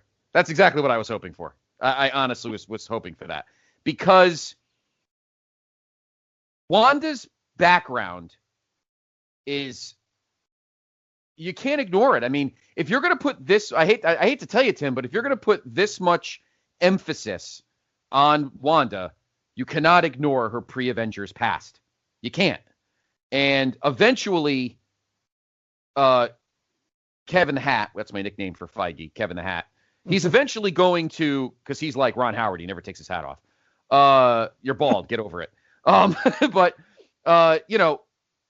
eventually they're going to have to do that. And, all of us comic nerds know what their history is. So eventually they're going to have to open that door, whether anybody likes it or not. It's going to happen. And that's why the Evan Peters thing pissed me off, because I think he's just a better Quicksilver than the other guy is, but that's just me. He was the highlight of those latter X-Men movies. Although I pretty much liked everybody that was cast in those movies. But anyway, I think it's obviously leading towards Strange's next movie, but I do think we are going to get a door opened to some sort of Magneto thing. I think it's going to happen. I don't think it can be ignored, because it obviously, even when they did flashbacks to her childhood, it just seemed very vague and very cloudy and off in the distance. So there will be something where they'll go to the books, and somehow we're going to get something where Wanda and Pietro were in the original Brotherhood of Mutants. That's just my opinion. It's just going to happen. And to their credit, and I say this to you, Tim, because I know you're a little cynical about it, and with a fair point about it, but I do think they will take their time, really think about it, and execute it properly. Because let's be honest, Fox, and this is my opinion, and I don't want to go off another path here, but this does kind of go in line with Wanda. Fox obviously knew what they were doing when they did like McAvoy and Fassbender and Jennifer Lawrence and all of them and that younger crew for those later movies, because eventually I'm sure they were going to probably want to use them somewhere down the line, and Patrick Stewart was going to look like he's 100 years old, and Hugh is not going to want to, he's not going to be that fucking ripped anymore, and I'm sure you could probably still use Kelsey Grammer for Beast, I suppose, but that was like the one highlight of Last Stand, I suppose. I guess if you want to go there with that one, but Last Stand is the shits. It is. I don't actually hate that one as much as I hate it. But Kelsey Grammer as Beast is pretty fucking good though, because he looked just like Beast. I like his facials were just like Beast on the animated series, which I'm actually watching right now. I think anyway. But anyway, my point is Wanda's backstory is far from done being told, and I really do think that eventually they are going to delve pre-Avengers, and it is going to be told that she's connected to Magneto her and Pietro are connected to Magneto in some way, shape, or form, and we are going to get some sort of pre-story of the original Brotherhood of Mutants. Or Brotherhood of Evil Mutants, if they want to really go into if they really want to go down a rabbit hole that they'll never find the end of the tunnel, because that's what it was called before he dipped the evil and it was just Brotherhood of Mutants. But I like the end scene. I was hoping for that kind of, hello, Wanda, my name's Charles Xavier. So I was expecting something really awesome. Wow. And I didn't get that. And I'm okay with it. I'm fine. It didn't ruin it for me. But I was like, man, I was kind of hoping for some kind of good little zang at the end there. But it's okay. It's okay. But I really do think that we are going to get something is going to come out of. And that's why I think that, that comes out. When does that one come out? March of 22. So they have this whole year to shoot as they're shooting. Let's see. Are they in the middle of it? Well, they're in the middle of filming. I think somewhere in that movie, the Multiverse of Madness movie, we're going to get some kind of X cross. My theory. Well, they've announced. Didn't they just recently announce something called Mutants, which is a movie? They didn't announce it. They say they're working on it. It's probably the working title of it, I would imagine. Right. So, yeah, a lot of that is speculation. Still, let's say unofficial, right? Right. Rumor and innuendo.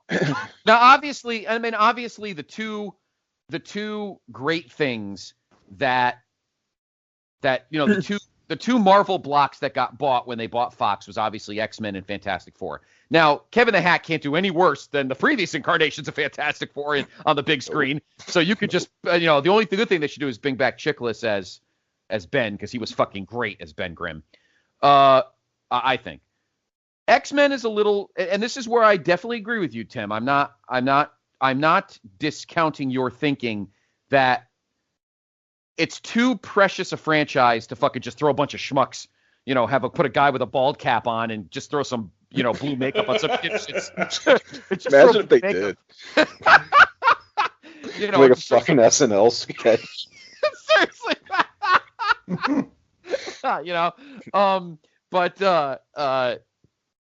They obviously are going to be very careful with that, because people are going to expect, because Marvel's been so successful, that they're going to do a perfect iteration of X-Men. And obviously, you're allowed to make mistakes unless you're Kevin Feige and you're perfect, kind of like Kathleen Kennedy, or both sides of that hallway.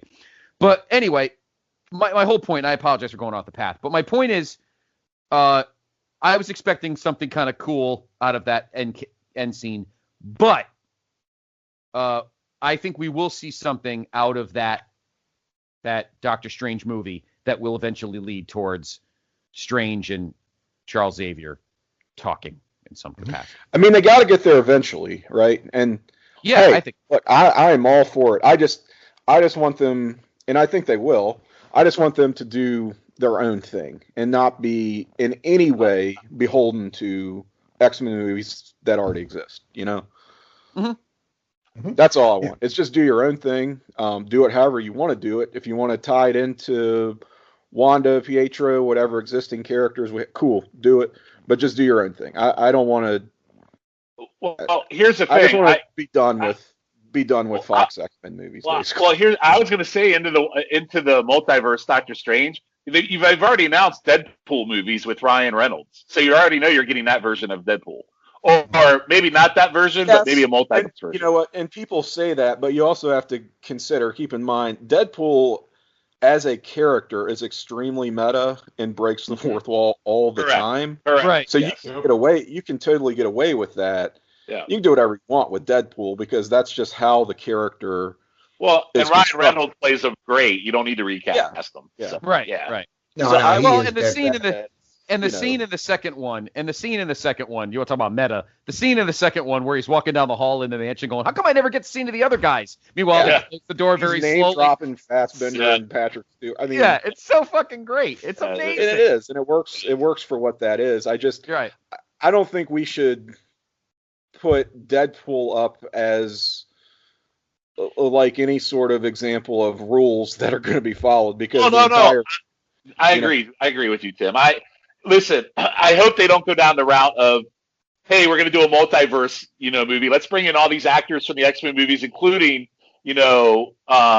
what's his name, Hugh Jackman, and all these guys. And in the end, we'll recast our own X-Men, but we'll bring the old ones back first and fuck with everybody. Like, I hope they don't do something like that. No, I don't think they will. I don't think. I don't think so. I'm just saying that, like, and I agree with you, Tim. But it's hard. I mean, McAvoy was really good in my opinion, and I thought. Sure. I like a lot of that cast. Yeah. So was Fassbender. Fassbender was great. Fassbender was awesome. Sure. And, the dude that played Hank and I mean, I know Jennifer Lawrence is kind of tainted, but she was a pretty good Mystique, I think, anyway.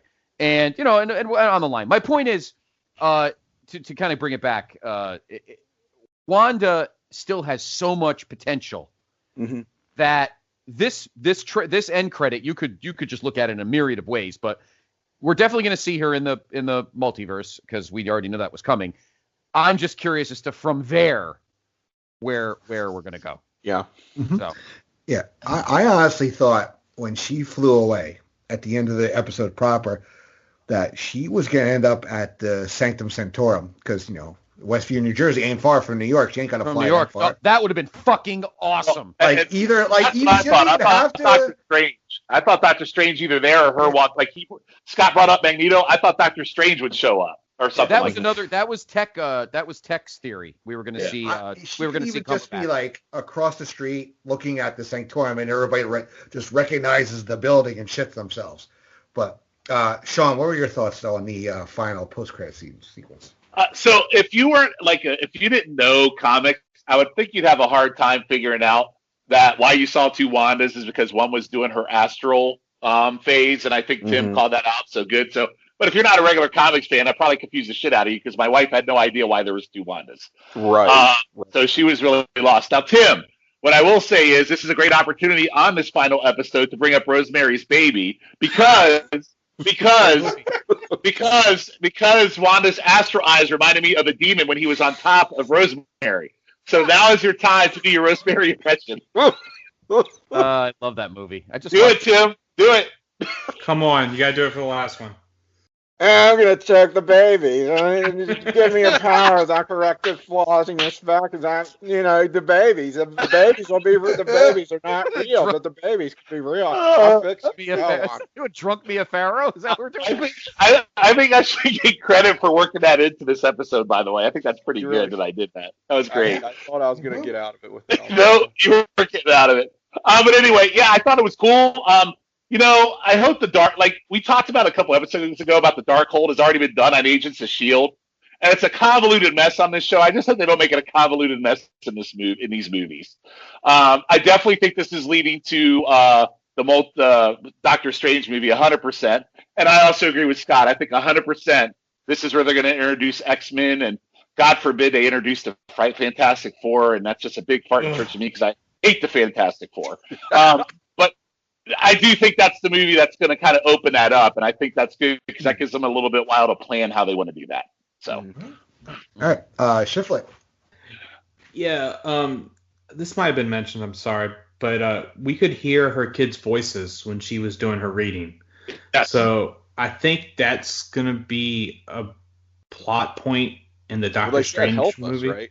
Yeah, they said help us, but we don't know if she's imagining that or someone put that in her brain, because in the comics, Wanda's not the most, always playing with a full deck. Right. A scene in House of M. So I think more like, she might have been quote unquote the good guy with lots of shades of gray in this. I think in Doctor Strange, she's going to be the full blown heel. And maybe they save her in a future X-Men movie. They bring her back, but I feel she's going to be the lead bad guy in this. And Scott, with you mentioning all those movies come out, I know it was mentioned, but I look forward to it. Like, be going to the movies again, hopefully, or just watching one Disney Plus. But yeah, I look forward to the future of Marvel. Looks bright. I wish the same could be said for the DCEU, but 1 out of 2 ain't bad. So, right. Yeah. Yeah. It's the streaming wars. It's the content wars. Look, everything's been held back with the pandemic, and now we have the restrictions are lifting and people are getting shots, and and herd immunities and stuff like that. So, the end is in sight, hopefully, and, we'll be able to go to the movies and all that stuff and back to, normal. But now we get these great series, to complement the movies. So before we talk about, kind of talk about the next series we're going to cover here, let's kind of go around the room now. And if there's any unanswered questions, anything that, we never got resolution of that you want to point out, like there was no commercial this week, but we got Squeaky Shine, the billboard throughout the episode. We never found out the real world identity of the man and woman who were in every commercial. That's something that bugs me a little bit. I thought they were going to be something, mean something. Obviously didn't. We'll start with the Podfather. Anything that was unresolved or anything that we never got clarity on that you wish we did? I'm going to totally embarrass myself here, but fuck it, who cares? When he was calling, when Jimmy Woo was calling for backup, it took me a second because I totally forgot his first name. I think I was half asleep when I watched it. But when he said Cliff, at first I thought he said Clint. So I was fully expecting it. I was Scott, you're not the only one. I was fully expecting some Hawkeye action. That would have been awesome. But I forgot it's Clint, not Cliff. But anyway, other than the White Vision, which obviously is probably going to be in the Strange movie. I can't imagine him not. Because none of the other movies would fit him, I suppose. Maybe Thor, God, and Thunder, and he kills Natalie Portman, maybe? I don't know. If there's a movie with Natalie Portman and Nicolas Cage, I hope Thanos snaps both their heads off. But anyway. No, I'm kidding. Not really. But I think that not really. I mean, other than the Vision thing, and okay, yes, I want to know why Monica's pissed at Carol. Is that because she hasn't come back since? Because in Monica's world, she hasn't seen Carol since the end of the first movie when she was a kid, and when Carol came back to help win the Infinity War, Monica was snapped out. Is that pretty much what it is? I had a theory on that Carol actually in some way caused her mom to die or be sick or whatever from exposure to something like radioactive. Like if you go back to the original Captain Marvel in the comics and how he died from cancer and her mom died from cancer just because he was exposed from radiation. So the theory that I went with, my geek theory that won't play it out because nothing does, is that in some form or fashion, Captain Marvel caused her mom to be sick and probably ended up killing her, is what I guess. That's my theory. Dark. Yeah. All right. Yeah. So that's what I got. All right. Shawn, anything you wanted to see resolved that never any questions? Well, the White Vision stuff, which I guess we'll see play out. That whole thing just seemed like a convoluted mess to me. Obviously, the kids and their voices. Obviously, that's going to play out. So we'll see the kids return in some form or fashion. Other than that, no. Listen. Here's the thing with this show. If you're a huge comics fan and you're all about theories and all about here's what it should have been, but it wasn't, and you hated the show, I get it. But if you're just a regular Joe Schmo like my wife that just enjoys these movies and shows for what it is and isn't all into the mythology and the geekdom of it, this was a great show. It tidied it up at the end. And yeah, a lot of the stuff we're kind of shitting on, we can make fun of, but it was a good show, and it did a great job for its audience to tying it up if you're just someone like my wife who enjoys this stuff and doesn't care about all the mythologies. So that's all I got. Yeah. Scott?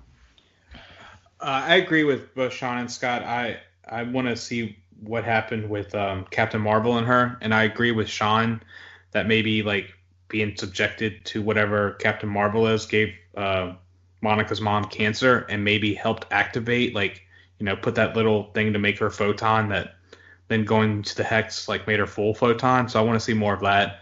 I think overall this was a more of a hit than a miss as the show overall.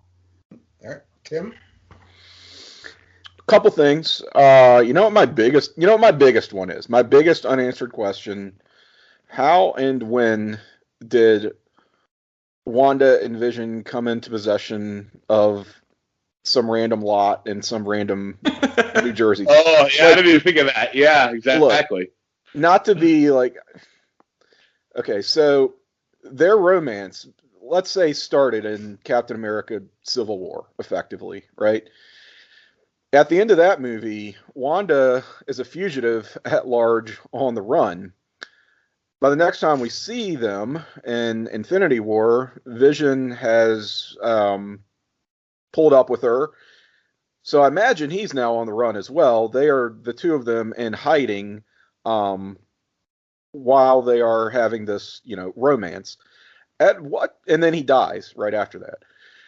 At what point do they come to this decision, or does Vision or does someone like deed them this property? What the hell was that?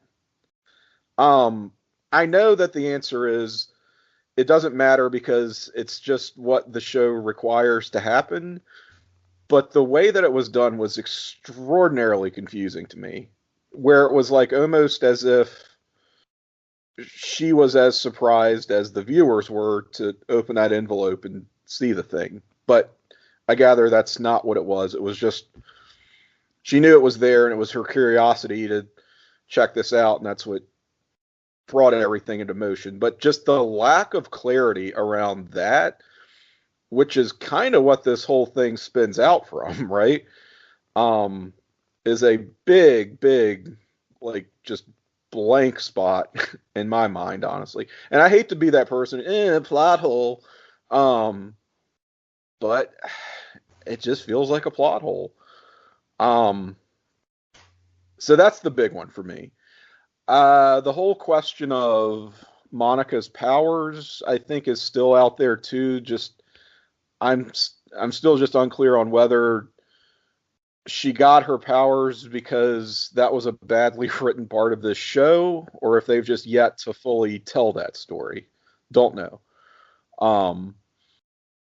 And I guess there are people out there who will say that, well, we never learned who the identity of Jimmy Woo's witness was.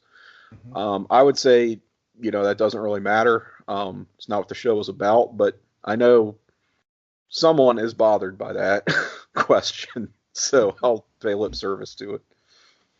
All right. So that wraps up WandaVision, but we have another series coming. We have a week off. We have Disassemble, I believe it's called, and it's behind the scenes, making of, basically the bonus features on the WandaVision Blu-ray, I'm guessing, kind of thing.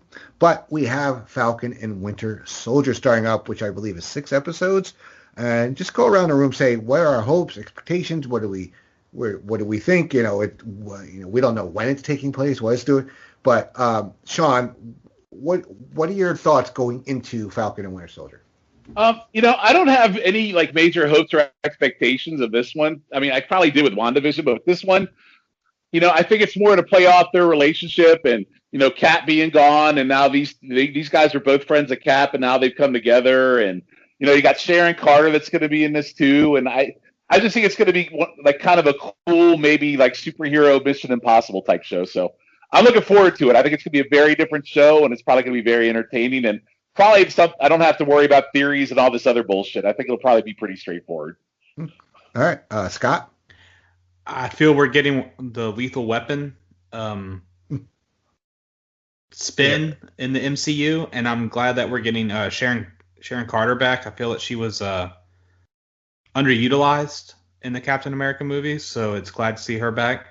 I don't really have that much. I just know I'm looking forward to it because Marvel hasn't let me down yet. All right, Tim.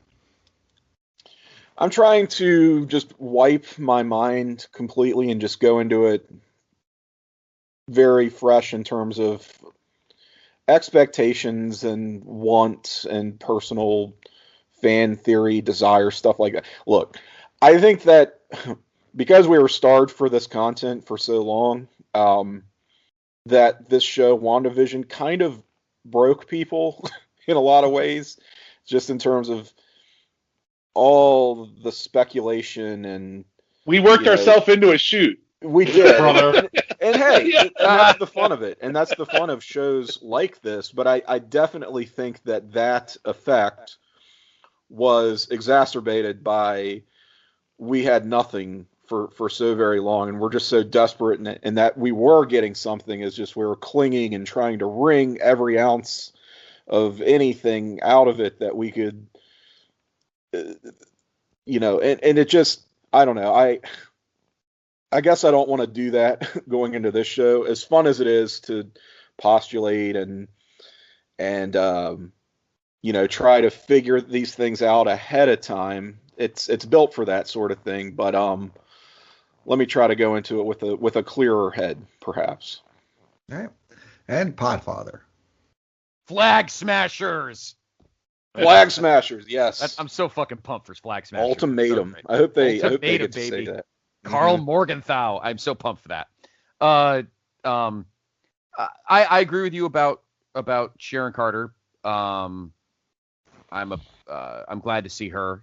Plus, I like Emily Van Camp anyway. So, yeah, I'm just excited. I love Sam. I like Bucky, even though everybody thought that Sebastian Stan was going to be Luke Skywalker at the end of the Mandalorian, but that was so goddamn ridiculous. It's so fucked up. He does look like him. I can't lie, but I guess so. That's still fucked up though. No, I'm pumped. I love Sam. We're not going to get a old Chris Evans cameo. I almost guaranteeing that's not going to happen. I think you're just going to have I think we're going to have a fun 6-episode jaunt with some good action. And I mean, the problem here is, well, not the problem. I guess look at it this way. Whatever mid/end credits we get at the end of the 6th episode, we don't know where they're leading because none of the movies coming out really have anything to do with them. Good point. Yeah. Yeah. I hadn't thought of that. Maybe the third Ant-Man and the Wasp. Maybe Sam Wilson wants a piece of Scott after getting fucked up in the first movie, but who knows? He wants a big rematch. I know Justin wants a big rematch there. Yeah, I'm just excited. This is one that I'm excited that it'll be. It seems like a standalone, and it doesn't hurt to have a standalone once in a while. And again, I love Sam and I love Bucky, so I'm pumped for it. And Flag Smasher, it's gonna be so great. I'm excited. It's gonna be fun. You think you'll have a cape and the mace? I know, and the white top and the blue cape. Oh, it's so white boots. Oh, I love it. Can't wait. Yes, and we will be here to break it down. So, being this is the final finale of a series, we're gonna just do some quick plugs. Tell you where else you can check us out on, because we're taking a week off. You guys have earned it. You deserve a week off from talking about a Marvel show. But we have lots more content, though, going around. You guys are all part of it, big parts, huge parts of it. Shawn, can you tell everybody where they can find you on pods and social media? Yeah, you can find me at NWA Crack and Roll on Twitter. On this feed, Scott and I do a new pod called Battlestar in the 25th Century, where we live watch Battlestar Galactica and Buck Rogers. Scott's never seen it, so I'm kind of his guide through it. And we basically enjoy it, make fun of it, all sorts of commentary on it, so give that a listen. And over on the wrestling feed, you can catch me on Chicken Salad, Highway to the Impact Zone, and my main one, NWA Crack and Roll, where I think the new episode will drop this Friday after everybody hears it, and we should have a super special guest from the Crockett era, so we're pretty excited about that. I won't say who it is until it actually happens, so stay tuned for that. All right. Scott, what do you got? I can be found on Twitter at Scott_Shifflett. As Shawn mentioned, me and him are doing Battlestar in the 25th Century. I'm also doing Blockbuster Rewind with Andy and Eric Eels, where we go through a franchise every month. Our most recent one was RoboCop. That was an interesting podcast, and that's it. Okay. Tim?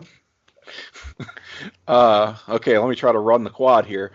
So in addition to this show, you can find me. I was a guest on the aforementioned Blockbuster Rewind with Scott and with Mr. Eric Eels, and with you, Andy Atherton, of course, where we ran the franchise of RoboCop. So if you're a RoboCop fan, do check out that podcast. It was definitely very entertaining to do. So hopefully that comes across and listen as well.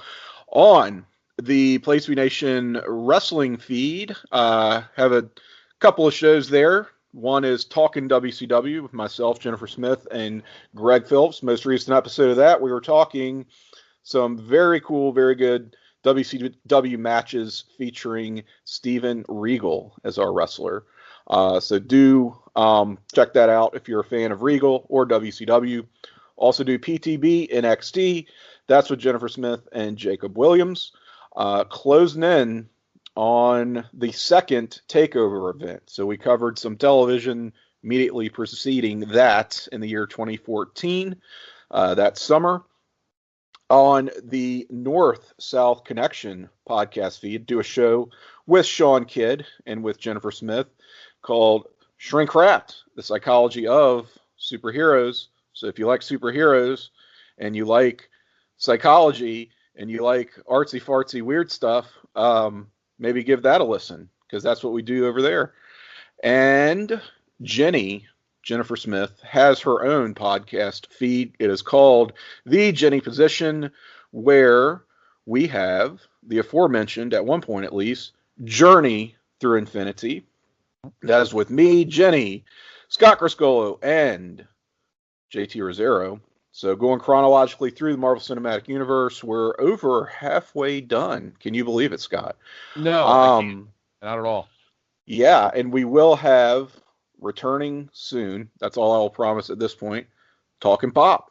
That is on the Jenny Position.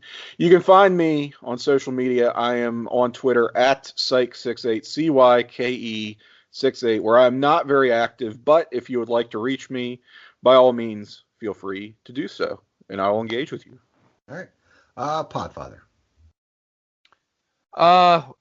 Jesus. I know. Well, I purvey a feed with lots of stuff. Listen to all of it.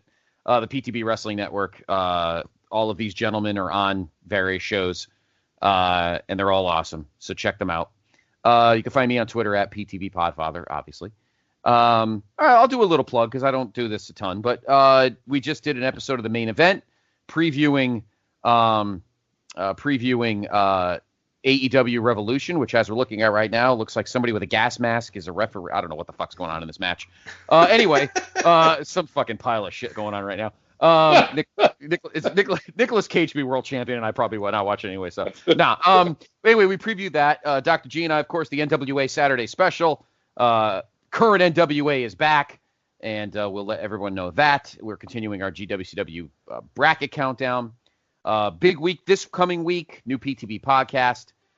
Myself, JR, and Steve Bennett will do the November 30th, 1991 MSG House Show. No episode of Extreme Resurrection. Jacob Williams and Tyler Kelly are unfurling their GWCW ballot. New episode of Highway to the Impact Zone. And, of course, as Sean mentioned, a saucy episode of NWA Crock and Roll at the end of the week. So check it all out. placetobe.podbean.com. All right. As for me, yes, this is my feed where I, kind of run things behind the scenes, but I'm on a plethora of shows as well. I have Trivia Night, which is every other Friday drops.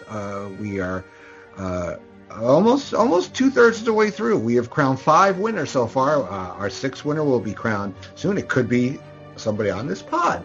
The Podfather will be competing in our 80s episode, and then after that, there's only 3 more to go, and then we go to the semifinals, not to the finals, and find out who is going to win the belt. Who do I get to pull the Triple H with? And I just hold my finger up pointing at them. So check that out every other Friday that drops. It actually goes, on Fridays. It's either Trivia Night or Battlestar in the 21st Century. Always something fun. We have Making Mount Rushmore dropping every other Monday. Variety of topics. The next one that you may have heard by this time is play-by-play and color commentators. And then we have video games, characters, and video game franchises. We have Year in Pop, which I co-host with Scott. We have 1988, and we'll probably have 1989 sometime in mid to late April. Mm-hmm. Then we have, what else do I have? Blockbuster Rewind, as Scott mentioned. Our next episode, we're going to be covering the Oceans franchise. That's Oceans 11, 12, 13, 8, and actually the original with the Rat Pack. And joining us on that episode will be the Cowboy, Roger Morissette, stopping by. Laugh in Theater, great debate, looking forward, looking back, Pop Goes to Movies, all coming up. Actually, myself and Mr. D'Amato, and maybe whoever else wants to stop by, we are going to be doing a Pop Goes to Movies on the recently dropped on Amazon Prime, Coming to America 2. So I look forward to sitting down with Johnny and talking about that movie, which I actually was pleasantly surprised. I enjoyed it more than I thought I would. And also the new pod I have with Miranda coming out very soon. That is our Muppet Pod. We're going to be reviewing episodes of Muppet Show as well as Muppet movies and Pop Goes to Classics. Disney drops once a month. Myself, Miranda, and Steve looking at the classic Disney animated films. So, gentlemen, like I said, you earned well-deserved, well-earned week off from talking about a TV show for Marvel characters, but I will talk to you all in 2 weeks with the first episode of Falcon and Winter Soldier. So I want to say a big thank you to our special guest, the Podfather Scott Criscuolo, for Shawn Kidd, Scott Shifflett, and Tim Capel. I am Andy Atherton. Thank you for listening to Pop Goes to the Couch here in the PlayStation Pop Experience. Looking forward to episode 1 of the Falcon and Winter Soldier. So we'll see you then. Take care. Flag Smasher.